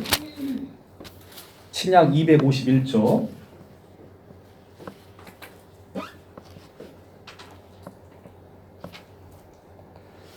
조상들도 그들의 것이요 육신으로 하면 그리스도가 그들에게 나셨으니 그는 만물 위에 계셔서 세세에 찬양 받으실 하나님이시라. 아멘.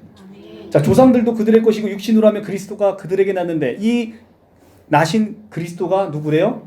하나님이시라는 거예요. 자, 그러니까 우리는 여러 구절을 통해서 지금 디도서 1장 13절에서도 복스러운 소망 우리의 크신 하나님 구주 예수 그리스도의 영광이 나타나심을 기다리게 하셨느니라 라고 해서 크신 하나님 구주 예수 그리스도를 얘기하고 있어요. 모든 성경 구절에서 이렇게 말씀을 하십니다. 그러니까 이제 우리가 이제 착각을 하는 게 뭐냐면 예수께서 성육신 하시니까 성육신 이전에는 예수께서 없었다라는 생각을 하고 있으니까 많은 사람들이 혼동스러운 거예요. 우리가 이제 요한 한 장 더 볼게요. 요한복음 8장으로 한번 넘어가 보면요. 요한복음 8장.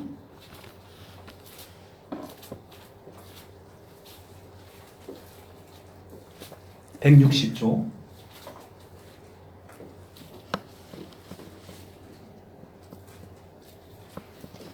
8장 56절. 너희 조상 아브라함은 나의 때 볼 것을 즐거워하다가 보고 기뻐하였느니라 라고 예수님이 말씀하십니다. 그러니까 유대인들이 이르되 내가 아직 50세도 못 되었거늘 우리 조상 아브라함을 보았느냐? 유대인들이 그렇게 얘기를 합니다. 그랬더니 예수께서 이르시되 진실로 진실로 너희에게 이르노니 아브라함이 나기 전부터 내가 있느니라 하시니라. 자, 그러면 예수님은 아브라함보다도 더 이전에 계시기 때문에 이분은 태초에 계셨던 바로 그 삼위일체 하나님이 함께 계신 태초 이전에 계신 바로 그분이라는 거예요. 바로 하나님의 신성을 나타내고 있는 것이죠. 그렇기 때문에 예수 그리스도는 누가 얘기해도 바로 하나님이시라는 겁니다. 그러니까 하나님의 비밀이 예수 그리스도인데 이 비밀이 바로 놀랍게도 또 하나님이시라는 거예요. 그래서 우리가 히브리서 1장을 한번 볼게요. 이게 이제 신천지가 감히 풀 수 없는 거예요. 히브리서 1장 1절 353초. 예수 그리스도께서 이 땅 가운데 우리가 구세주로 아까 창세기 3장 15절에서 너희에게 원복음으로 여인의 후손을 주겠다라고 주셨다고 그랬잖아요. 그리고 많은 구약의 예언서들이 한 아기가 태어날 것을 예언하고 있습니다. 그래서 히브리서 1장은 뭐라고 얘기하냐면 1장 1절 옛적의 선지자들을 통해서 여러 부분과 여러 모양으로 우리 조상에게 말씀하신 하나님이 그렇죠. 많은 선지자 호세아 선지자, 예레미야 선지자, 이사야 선지자를 통해서 우리에게 말씀하신 그 하나님이 이 모든 날 마지막에는 아들을 통하여 우리에게 말씀하셨으니 이 아들을 만유의 상속자로 세우시고 또 그로 말미암아 모든 세계를 지으셨느니라. 자, 아들이 마지막에 누구를 보낸대요? 아들. 그러니까 마지막에 아들을 보내는 거예요. 그러니까 우리가 악한 농부의 비유에서 종을 2번 보내잖아요. 근데 잡아 죽이잖아. 마지막에 누굴 보내요? 아들을 보내잖아요. 그러니까 아들 이후에 또 종을 또 보내는 건 아니라는 거예요. 그러니까 마지막에 아들을 보내는 거예요. 그러니까 우리에게 있어서 이 예수 그리스도 외에 구원자가 있다 없다? 없다. 그러니까 우리에게 구원받을 만한 천하 사람 중에 구원받을 만한 다른 이름을 우리에게 주신 일이 없는 거죠. 왜냐하면 아들이 마지막인 거예요. 히브리서 나오잖아요. 1장 2절 이 모든 날 마지막에는 아들을 통하여. 근데 그 아들이 누구래요? 바로 모든 세계를 지으셨느니라. 창조주예요. 창조주는 아까 얘기했죠? 창조주는 하나님 외에는 없는 거예요. 피조물이 창조주가 될 수 없는 거라는 거죠. 그러니까 1장 3절에 이는 하나님의 영광의 광채시요 본체의 형상이라. 예수 그리스도는 본질 하나님이시라는 겁니다. 자, 그러면 우리가 이제 또 하나 이제 놀라운 단어 마지막으로 이제 이 2가지만 이제 보면 끝납니다. 자, 호세아 13장 4절을 볼게요. 호세아서 13장 4절. 구약 1267조. 1267조.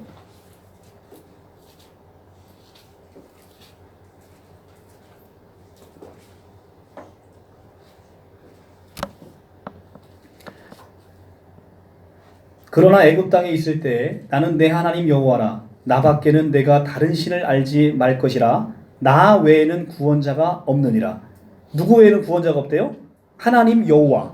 여호와 외에는 구원자가 없대요. 자, 우리가 이사야서로 넘어가 볼게요. 이사야 43장 11절. 이사야 43장 11절.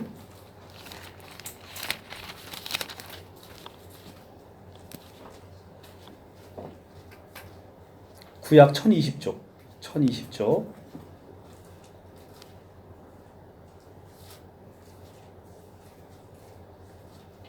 43장 3절부터 볼게요. 3절부터. 대저 나는 여호와 내 하나님이요 이스라엘의 거룩하니요 내 구원자임이라. 하나님 여호와가 구원자임이라고 되어 있고 11절에 나 곧 나 여호와라 나 외에 구원자가 없느니라. 계속해서 구약 성경은 뭐냐면 여호와 외에는 구원자가 없다라고 얘기를 합니다. 그런데 마태복음에 가면 마태복음 1장 21절에 가면 같이 볼까요? 마태복음 1장 21절에 가면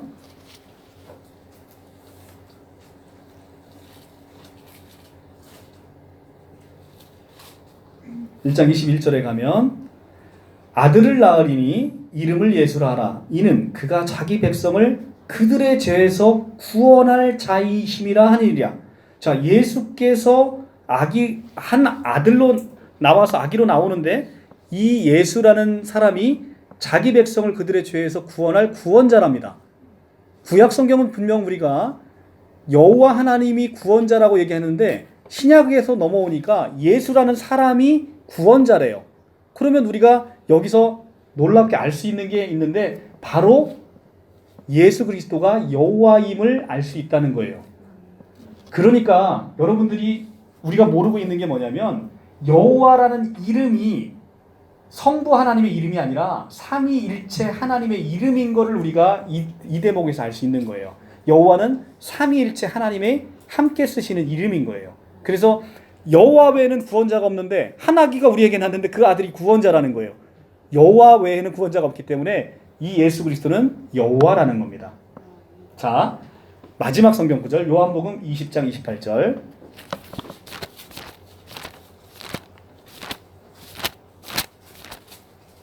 요한복음 20장 28절.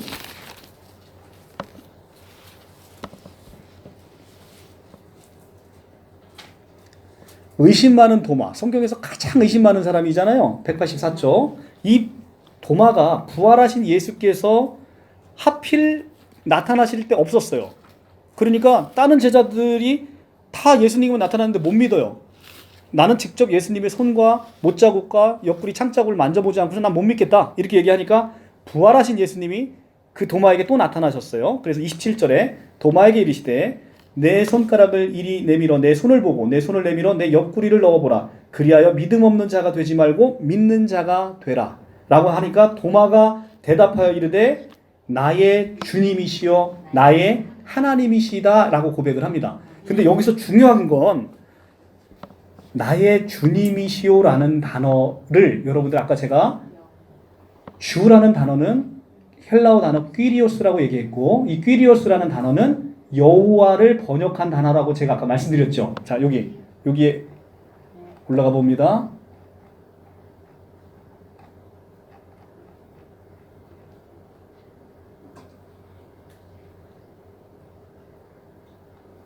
여기 있죠. 자, 여호와라는 단어가 구약 성경에 퀴리오스 번역되고 로드로 번역돼서 이것이 뭐라고 번역됐다고요? 주. 그러니까 도마가 얘기하는 나의 주님이시오 나의 하나님이십니다라고 고백은 나의 여호와시오 나의 하나님이십니다라는 고백을 했다는 거예요. 원어 성경으로 보면 이해가시죠? 그러니까 나의 하나님이십니다 나의 주님 나의 여호와시오 나의 하나님이십니다라고 고백을 했던 겁니다. 그래서 우리는 도마 성경에서 가장 의심 많은 도마가 부활하신 예수님을 만나서 비로소 여호와임을 고백한 거예요. 그러니까 유대인들에게 있어서 우리는 십자가에 달리신 예수를 전하니까 유대인들에게는 꺼리는 것이요 이방인들에게 미련한 것이라고 아까 말씀드렸는데 그렇게 설명한 이유가 있는 게 뭐냐면 유대인들에게 있어서 예수는 이 사람들에게 있어서는 여호와 외에는 하나님이 없는 거예요. 근데 사람의 모양으로 누군가 나타나서 자기가 하나님이라고 얘기하는데 그게 믿어져요? 안 믿어져요? 안 믿어지는 거예요. 믿어지지가 않는 거예요. 그런데 이 의심 많은 유대인들 그리고 자기의 관념으로는 절대 사람은 하나님이 될 수 없는 이 예수를 비로소 부활해서 맞고 나서야 비로소 도마가 예수 그리스도를 하나님으로 고백한다는 거예요. 그러니까 우리가 있어서 한국 교회뿐만 아니라 온 세계 교회가 지금 유대인들하고 똑같은 열병을 앓고 있는 거예요. 예수 그리스도를 여호와와 하나님으로 고백하기가 그토록 힘든 거예요. 그러니까 이단들이 기껏 한다는 얘기가 세례 요한의 성령을 받을 때 그때 하나님이 영이 비로소 임함으로 예수가 하나님처럼 됐다는 거예요. 하나님처럼 된 거와 하나님인 건 다른 거예요. 자, 똑같은 그 논리대로 하면 성부 하나님의 영이 나에게 임하면 내가 하나님처럼 된다는 얘기예요. 근데 하나님처럼 되는 거와 본질 하나님은 정말 천지 차이인 거죠. 피조물인 내가 하나님의 영이 임했다고 한들 내가 창조주가 될 수 있어요? 없죠. 그 본질의 차이가 너무 큰 건데 지금 우리의 한국 교회는 예수가 누군지를 너무 모르고 신앙생활 한다는 거예요. 그것을 제대로 가르쳐주지 않으니까 계속해서 이단의 미혹이 되는 겁니다. 예수가 창조주고 하나님임을 고백하는 순간 이분을 끌어내리고자 하는 어떤 시도도 우리는 용납할 수 없는 거예요. 하나님으로 누군가 왔다고 하는데 하나님으로 보이는 모든 기적을 행하는 능력이 없어. 그러면 내가 하나님이다 얘기하면 이건 말짱 거짓말인 거죠. 하나님의 본질은 뭐예요? 전능하심이잖아요. 전능하심이 보이지 않는데 무슨 지가 하나님이라고 얘기하는 모든 이 사이비들의 단죄는 여기서 다 걸러질 수 있는 거거든요. 그래서 우리가 마지막으로 이 한국 교회가 회복해야 되는 것은 예수 그리스도의 정체, 예수 그리스도가 누군지를 제대로 가르치는 것. 그리고 그분이 오셔서 하셨던 도대체 그럼 우리를 위해서 했던 아까 어마어마한 영적인 실제가 얼마나 깊은 것인지를 하나하나 전달하는데 너무 미흡하다는 겁니다. 그래서 우리가 이제 많은 곳에 이단에 미혹되는 이유가 바로 우리가 믿는 바를 모르고 무엇을 믿는지를 모르고 있기 때문에 계속 끌려가고 있는 안타까운 현상이 벌어지는 것이죠. 자, 오늘 1강은 간단히 여기서 마치도록 하고요. 간단히는 아니네요. 굉장히 길었네요. 네.